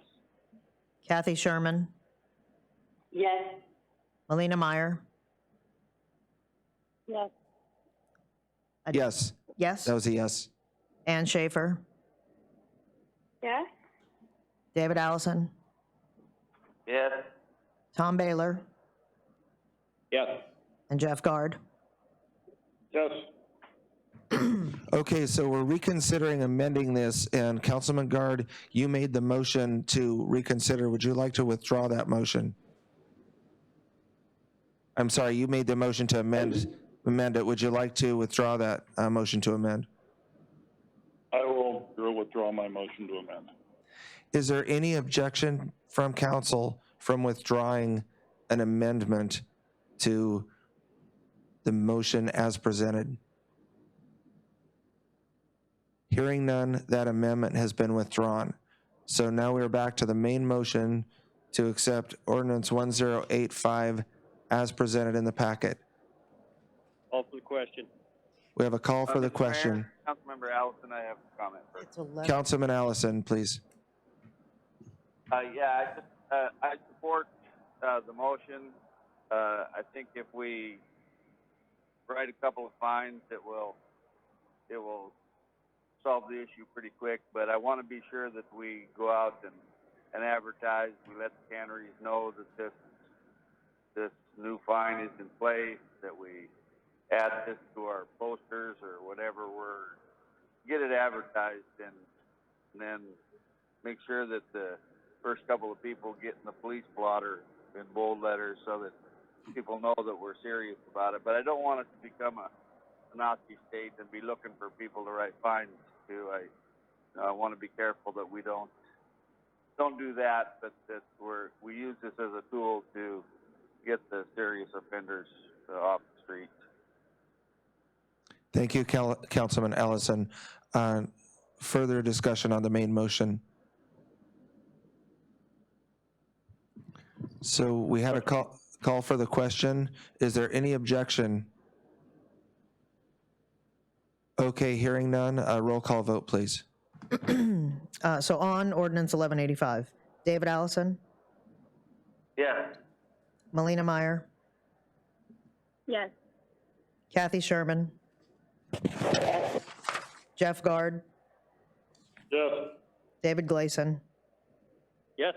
Tom Baylor, Yes. Ann Schaefer. Yes. Motion carries 7-0. Okay, and just for clarification, that was ordinance, It is 1185. 1185, I'm sorry, 1185, I had it wrong on the agenda. I have it right on the, Okay, so thank you, council. I'll just make the comment that I know that council just got this in front of you, literally, if you even had a chance to read it, probably not. And so it seems kind of clunky to go through a rules process like that to get you to a place where you can do what you're trying to do, which is get some tools in place so that we can enforce these things and do it in a way that's legal and well advertised. And it's the tools that that your staff need. So I think that's a good process, and good job. So now we are back to audience participation. I just want to remind the audience that that number is 253-6202. And if you do call in, all you're going to get is on hold music. Don't hang up, just wait until we get to you, because there may be others in line in front of you. But now's the time to call in to make audience comments or to have audience participation at 253-6202. And I'm going to recess for 60 seconds or so. Mr. Mayor, can I make a comment first? No, we have council comments after audience participation. It's about audience participation. Yes. So this is Councilwoman Schaefer. I got a message from Katrina Hoffman saying that she was hearing that people had called in and they got the waiting hold music, but they were never brought online. So they could hear on YouTube the query as to whether there were any more comments, and they were on the line, but they were never brought through. Okay, a good point. So I don't know if there's a way to just open the line fully at the end of the meeting for a few minutes to let people call in or what, but there were some issues with people getting through the whole. Okay, I can tell you it's working right now because we're seeing the calls come in, and if you are on hold and it sounds like that we're about to, or if you're on hold and we start going into council comments or something, hang up and call back in. I have to place council on hold to accept the call. Okay. Go ahead and Mr. recess. Mayor, Greg Myers, CCMC. I'm sorry, I didn't catch that. For the record, it's Greg Meyer with the CCMC board. I don't know if you yes. want me to comment now or wait. I can wait. No, this is perfect. You're on audience comments. Go ahead, please. Okay. I just want to thank on behalf of CCMC board, I'd like to thank the council for giving our medical team a little more authority here. I think this is a worldwide pandemic, and I think it's driven by fear and I think that fear needs to be driven or accommodated with medical expertise first, legalese second, third, or fourth. You know, I'm all for saving lives instead of getting sued, but you know, this circumstance is unique, and I think we just need to protect the well-being of our citizens, and I just want to thank you for that. Dr. Sanders does have a real crackerjack doctor team here, to let people know. She's in charge, and she's down in Washington in the thick of things, and she does have some epidemiology expertise. And she's looking at tests, trying to see what works and what'll fit for Cordova. And she is, I've been told by a number of doctors that she is really good at this. And she has brought on Dr. Blackadar as her boots on the ground, inspect plants, inspect facilities, and do his thing. And he has armed forces experience in setting up ICU, ventilator, hospitals, and dealing with this kind of crisis. I mean, we're really fortunate to have this team involved. And she's also got Dr. Wolk, who's the medical assistant response team advisor. We've got Brian Utzi as EMS medical director. We've got Laura Hecker doing old folks at the hospital. So she's got a real crackerjack team, and I really think we ought to listen to her. You know, how doctors speak, you know, they give us these scenarios, and sometimes their voice doesn't change, but I heard very distinctly her say, if we don't do anything at the airport, this is going to be a disaster. I think that statement in itself ought to be our guiding light, and anything we do against that, we need to really take a hard look at it. You know, lawyers be damned. Let's save our community. I just want to thank you guys. I really want to thank Dr. Sanders, Dr. Blackadar, Dr. Wolk, all of the doctors in town, and everyone at the hospital. They really feel like they're prepared, and I believe them. We have a really good team with CCMC and Alonka. So, and I want to especially thank Scott Blake. He Copper River Seafood. They let Dr. Blackadar in the plant. We went over how everything worked, and he had his eyes open. He said he better evaluate these plans based on what he's seeing. So I hope the other plants and businesses open up so he can take a look, and it'll be real helpful.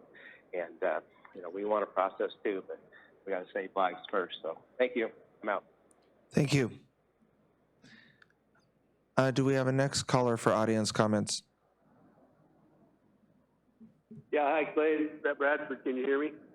Yes, we can hear you well. Thank you. Okay, I'll repeat. This is Brett Bradford, 402 Railroad Row. Got some comments and some advice for council. First of all, I wanted to thank everybody that's working on this. It's a huge project, we'll call it. And, you know, I think everybody's doing the best they can with what they've got. And I really appreciate all the effort from everyone involved. But I wanted to warn council against making decisions based on emotion.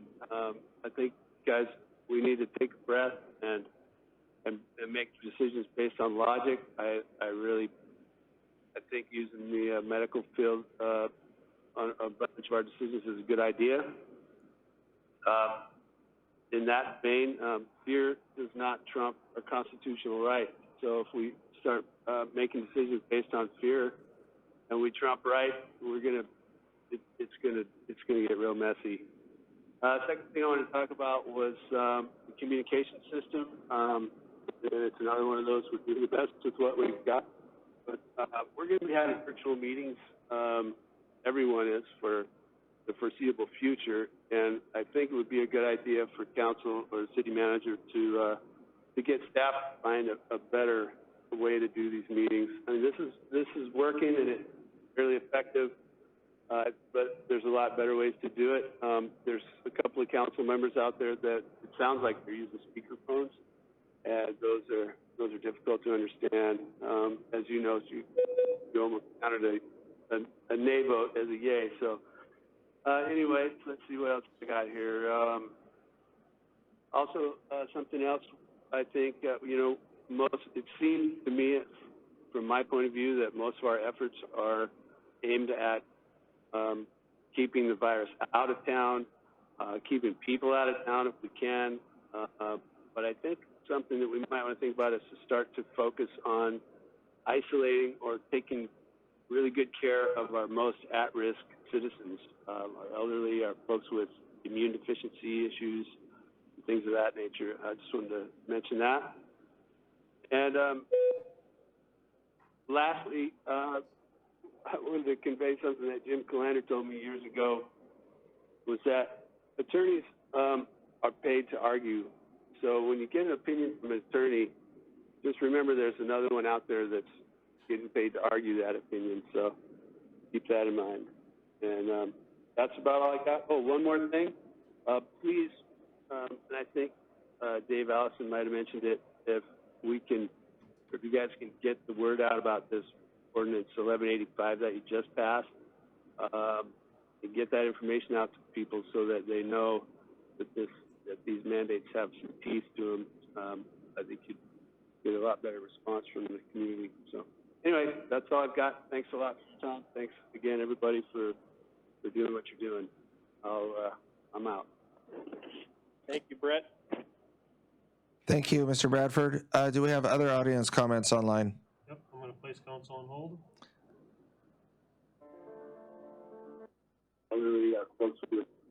Okay, we have you on. Excuse me. Excuse me.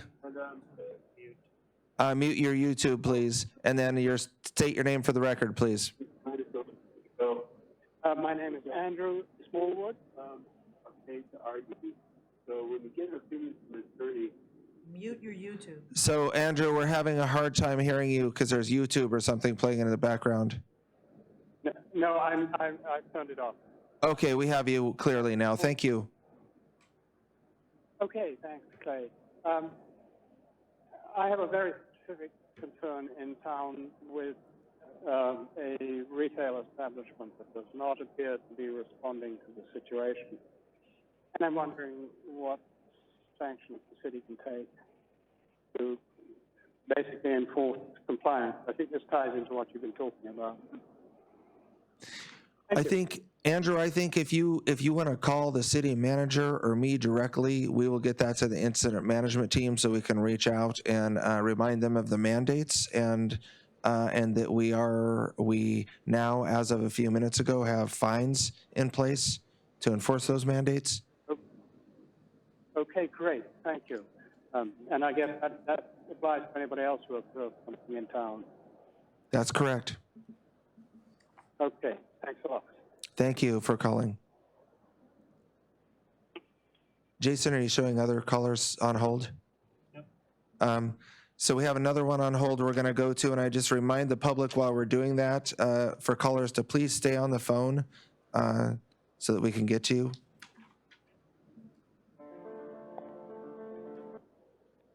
Okay, if you could state your name for the record, please.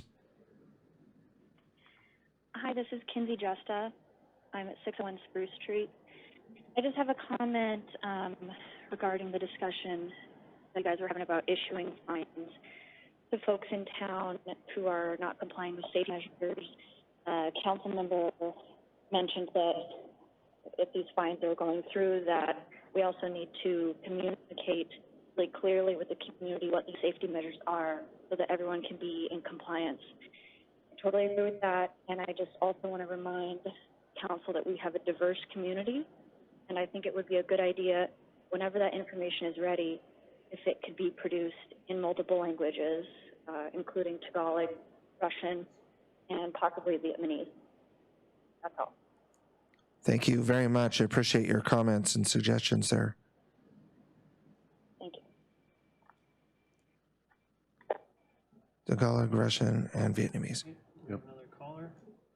We have another caller calling in. If we'll go briefly over on hold, and then if you could state your name for the record. Yeah, this is Ezekiel Brown. So on Spruce Street, I would just like to say that I'm I'm pretty concerned when I hear the council passing ordinances that our own attorney says is beyond dangerous. I didn't hear a lot of talk about processors not being very open with their plans and being open to suggestions. So I'm not sure what this is going to accomplish, except for exposing the city to some pretty serious legal risks. I really appreciate all the work you guys are doing. I know it's a really challenging time. That's all. Thank you. Okay, thank you, Ezekiel. I know this is really hard to hear on sometimes with this media. I'm sorry. Okay, yeah, and I'm not responding to you, Ezekiel. I just wanted to let Chief Hicks make a clarification because it's hard for the public and council to hear all the things, and I just wanted to clarify that beyond dangerous. Yeah, if you're still out there in YouTube land, the beyond dangerous comment that was made by the city manager was the council was trying to amend the original ordinance to raise the fine to as much as $5,000. It was one part of it, and that was a problem. But the beyond dangerous comment came in during the medical inspections of the canneries. There's limitations on what we can and can't do, and if we exceed those limitations, the legal team stated that what we would be doing would be beyond dangerous as far as a lawsuit against the city. So we have to be careful where we tread there, is what the point they were trying to make. And the legal team and the manager are looking at what we can and can't do as far as restricting the cannery. So I hope that helps clarify it a little bit. We're not doing anything beyond dangerous. We're trying to avoid beyond dangerous. Okay, I hope that clarifies for the public. Thank you, Chief Hicks. That's why we have professionals in our incident management team to keep us straight here. So we have another caller. And you are now live. If you could state your name for the record, please.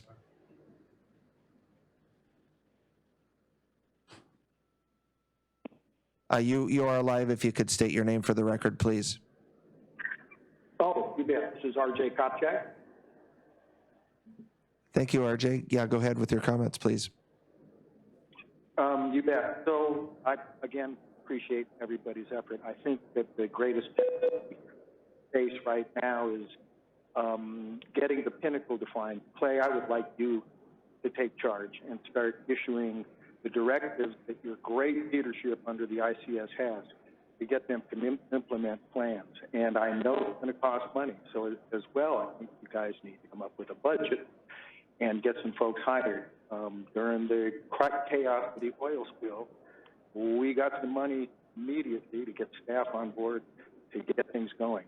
We don't need to wait for the first case in town to make those kinds of efforts. So let's shake it up. And Clay, take charge. You got it, baby. Thank you. Okay, thank you for your call. Another one? We have another caller online, and we will ask you to state your name for the record now, please. Sarah Parker. Thank you, Sarah. Comments, please. Yeah, this is in reference to the small community emergency travel order, which Cordova has approved for and met the criteria for. Though I've heard the city manager mention twice in the last 24 hours that she believes the small community emergency transfer or travel order was not intended for Cordova, though she has not stated any specific reason for why. I understand that she stated that the city, I'm not sure who or under what authority, but I'd like to ask who and under what authority are they seeking to be approved from the governor's office after we've already received approval. And furthermore, I'd like to add that I would hope the city in this situation, as serious as it is, would actively be seeking a second legal counsel. Thank you. Okay, thank you for your comments.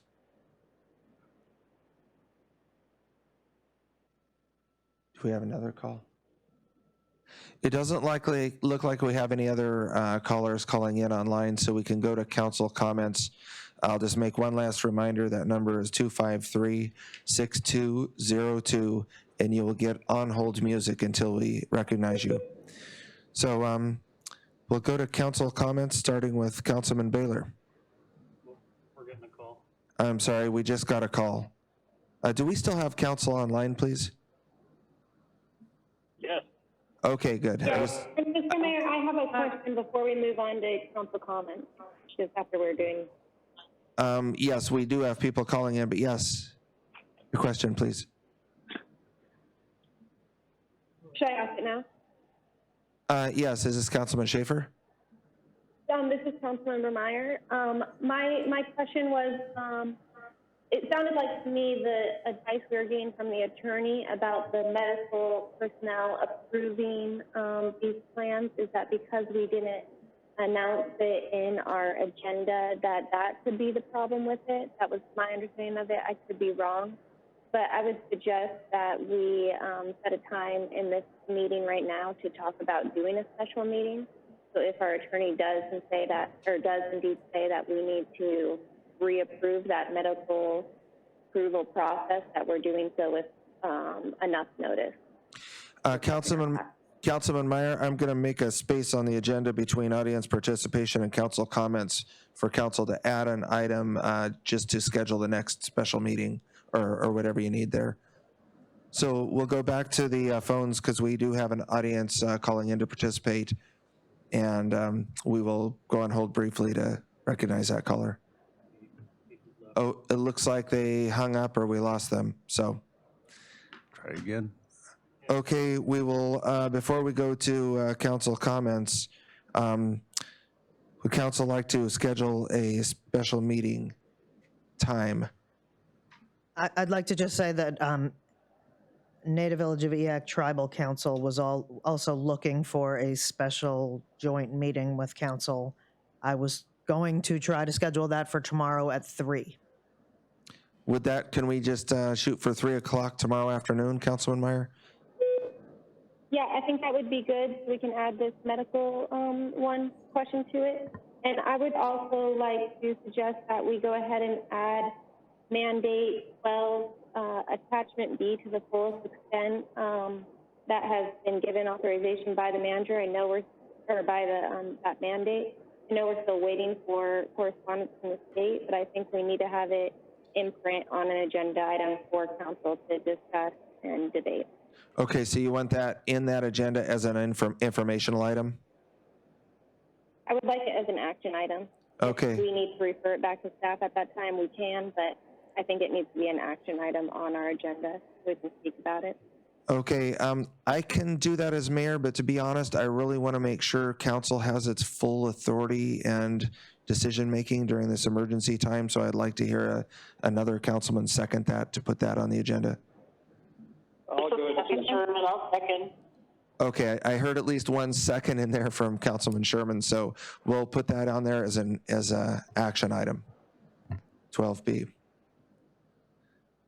And is there any objection? I'm trying to be expedient for you, council, but is there any objection to having a special meeting tomorrow at 3 p.m.? 3 p.m. is great, Mr. Schaefer. Okay.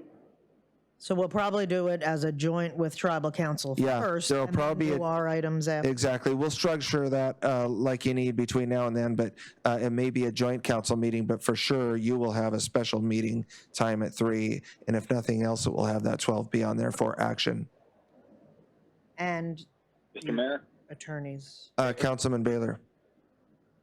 could you, with regard to put on the agenda, put pending agenda on there like we usually have, so we could maybe talk about these things as we get to Yes, that's a great idea. We'll just keep those on these emergency agendas. In fact, we might want to kind of have a special.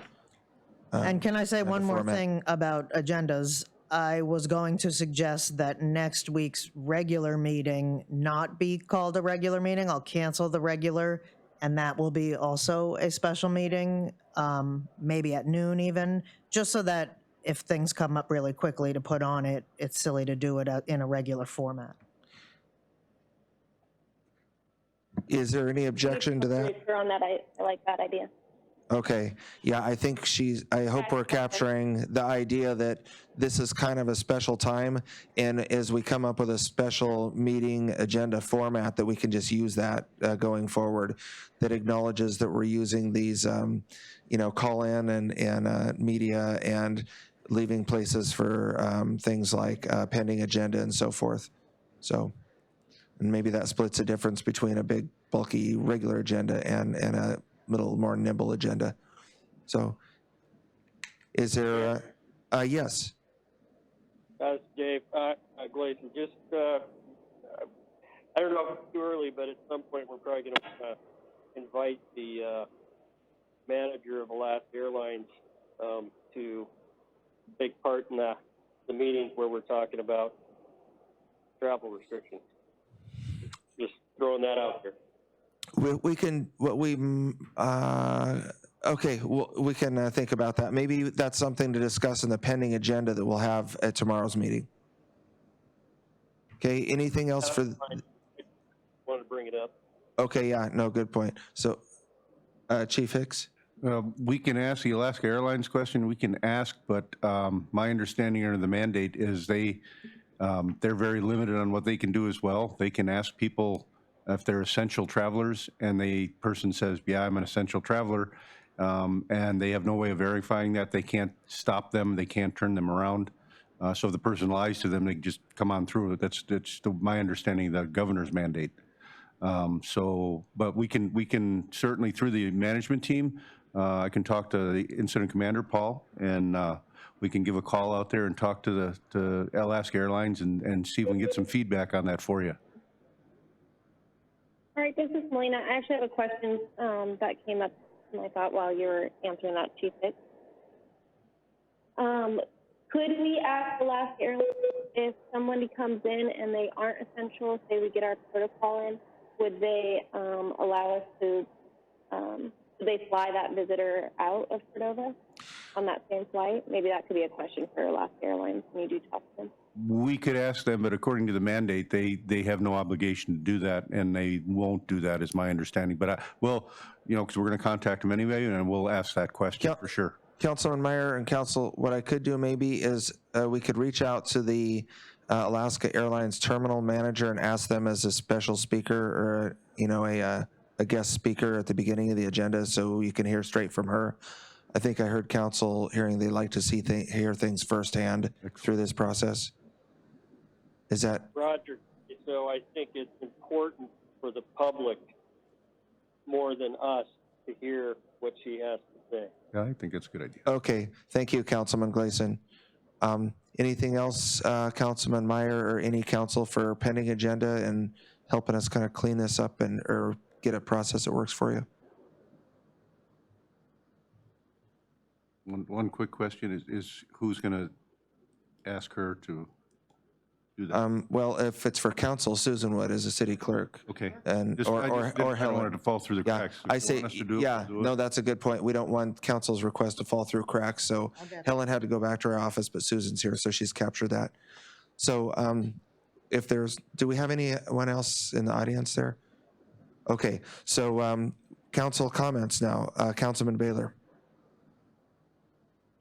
Okay, my first comment is you came to me first on the last one, so you got to start shifting this up a little bit. All right. So just a couple suggestions as far as people, and Mr. Hicks could probably comment on this, but as far as people calling in if they see somebody not abiding by the rules, and I think you need to set up a different phone number, a call center. Maybe we can get one of the employees that aren't working at the dark or something, because the mayor and the manager are going to be busy doing other things. So give that some thought. I don't think we want everybody calling the mayor or calling the manager on those things. We could, and maybe Chief Hicks could have some recommendations, set something up there. The other thing was, if there's some angst about the doctor being able to approve the plan for the canneries, and I'm not saying we should do this, I'm saying run it by the doctors. Maybe if there's a violation and there's issues, if two doctors sign off on it, that would give it some weight. I don't know if that's necessary, but it's just a thought to think about.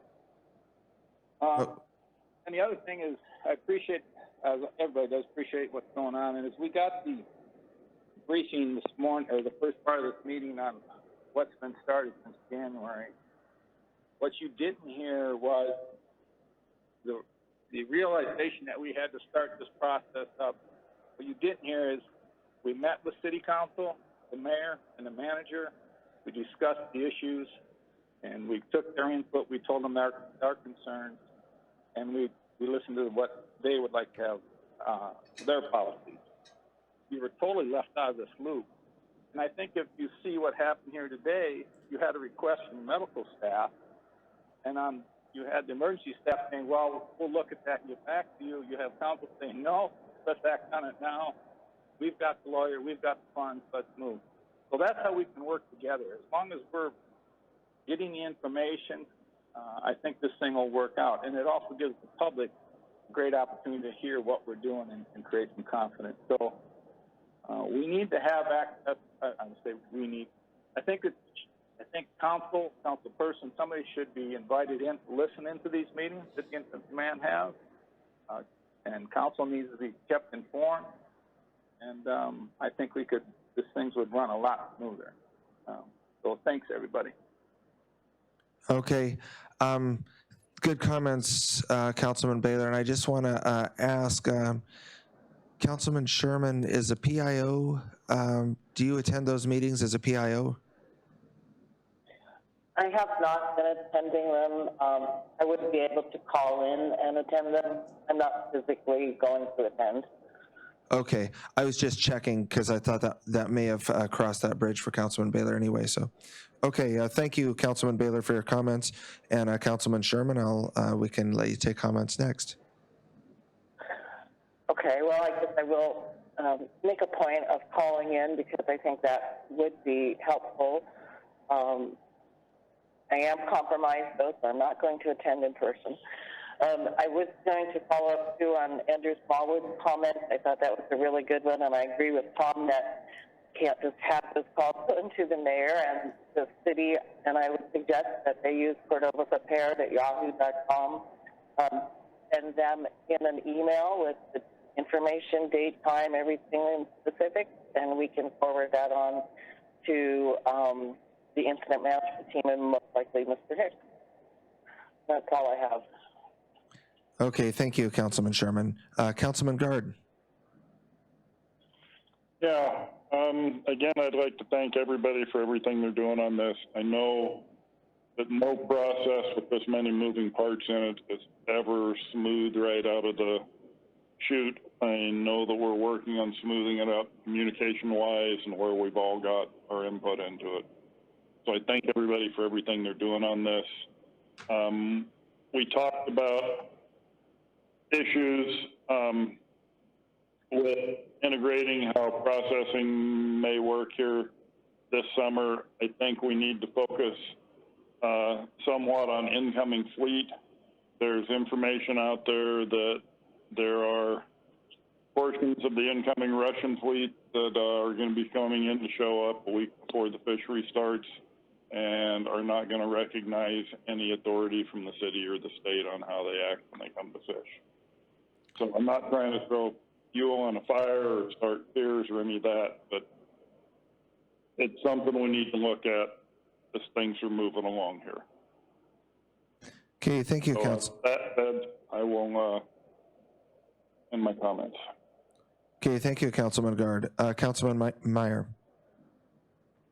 Yeah, I want to also thank everybody for all the hard work that is being put in. I know that everybody is just getting working around the clock, and so just remind everyone to kind of take a step back for yourself and go for a walk or spend some time, turn your phone on night mode. It's a great feature there, and then you can look at it when you need to, but take some of that personal time for yourself too. And then I wanted to say thank you to staff for doing these emergency meetings. I know that they're quick pace and moving, so I know that a lot of work goes into those. So thank you, Susan, and the manager and the mayor for making these happen. Somehow our policy box that City Council falls under, I know we've touched on it a lot, so I won't too much, but I think that we're all understanding of the structure now and what our role is. So I appreciate that this is being followed forward, and during these emergency meetings, we can set some policies. Okay, great. Thank you, Councilman Meyer. Councilman Schaefer. Hi, yeah. I'd like to also, thank everyone for all the hard work they're putting in, making these meetings happen, and also the work they're doing for the corona response. And I also wanted to give a special thank you to Dr. Sanders for calling in today. We're not medical experts, and so it's really important to have that input for these discussions. I think having her expertise was really helpful with some of the discussions we were having. It's just nice to be able to listen to the medical professional during this kind of scenario. I just wanted to make a comment about communications. I think it's really easy to feel out of the loop for people if they don't have Facebook, because there's a lot of good things and a lot of good information being shared on the Cordova Prepared page and other pages on Facebook.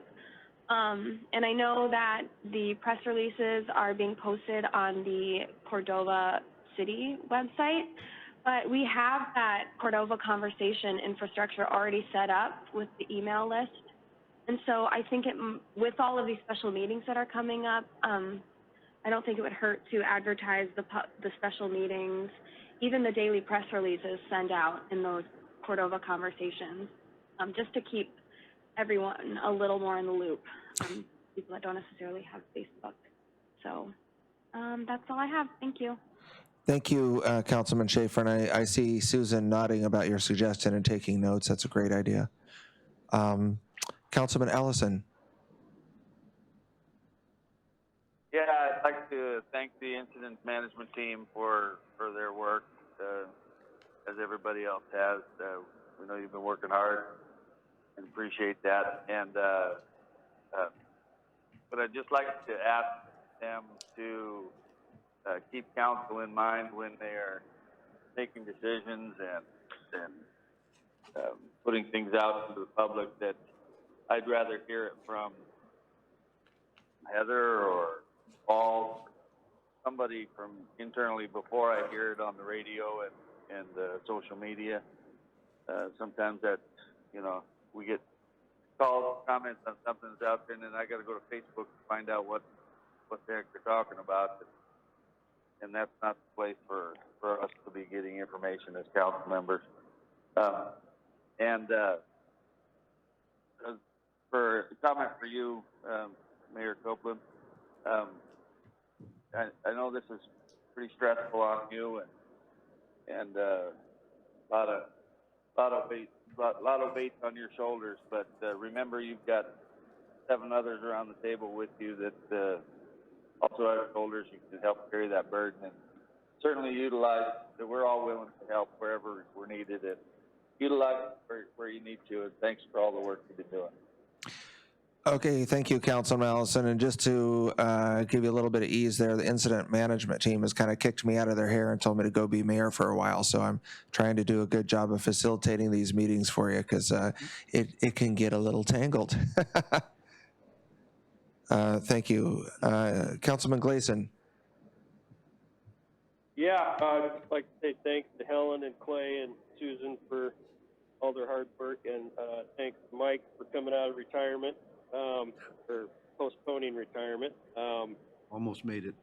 And Paul and Heather, you guys are doing a good job. Just a few things for the public.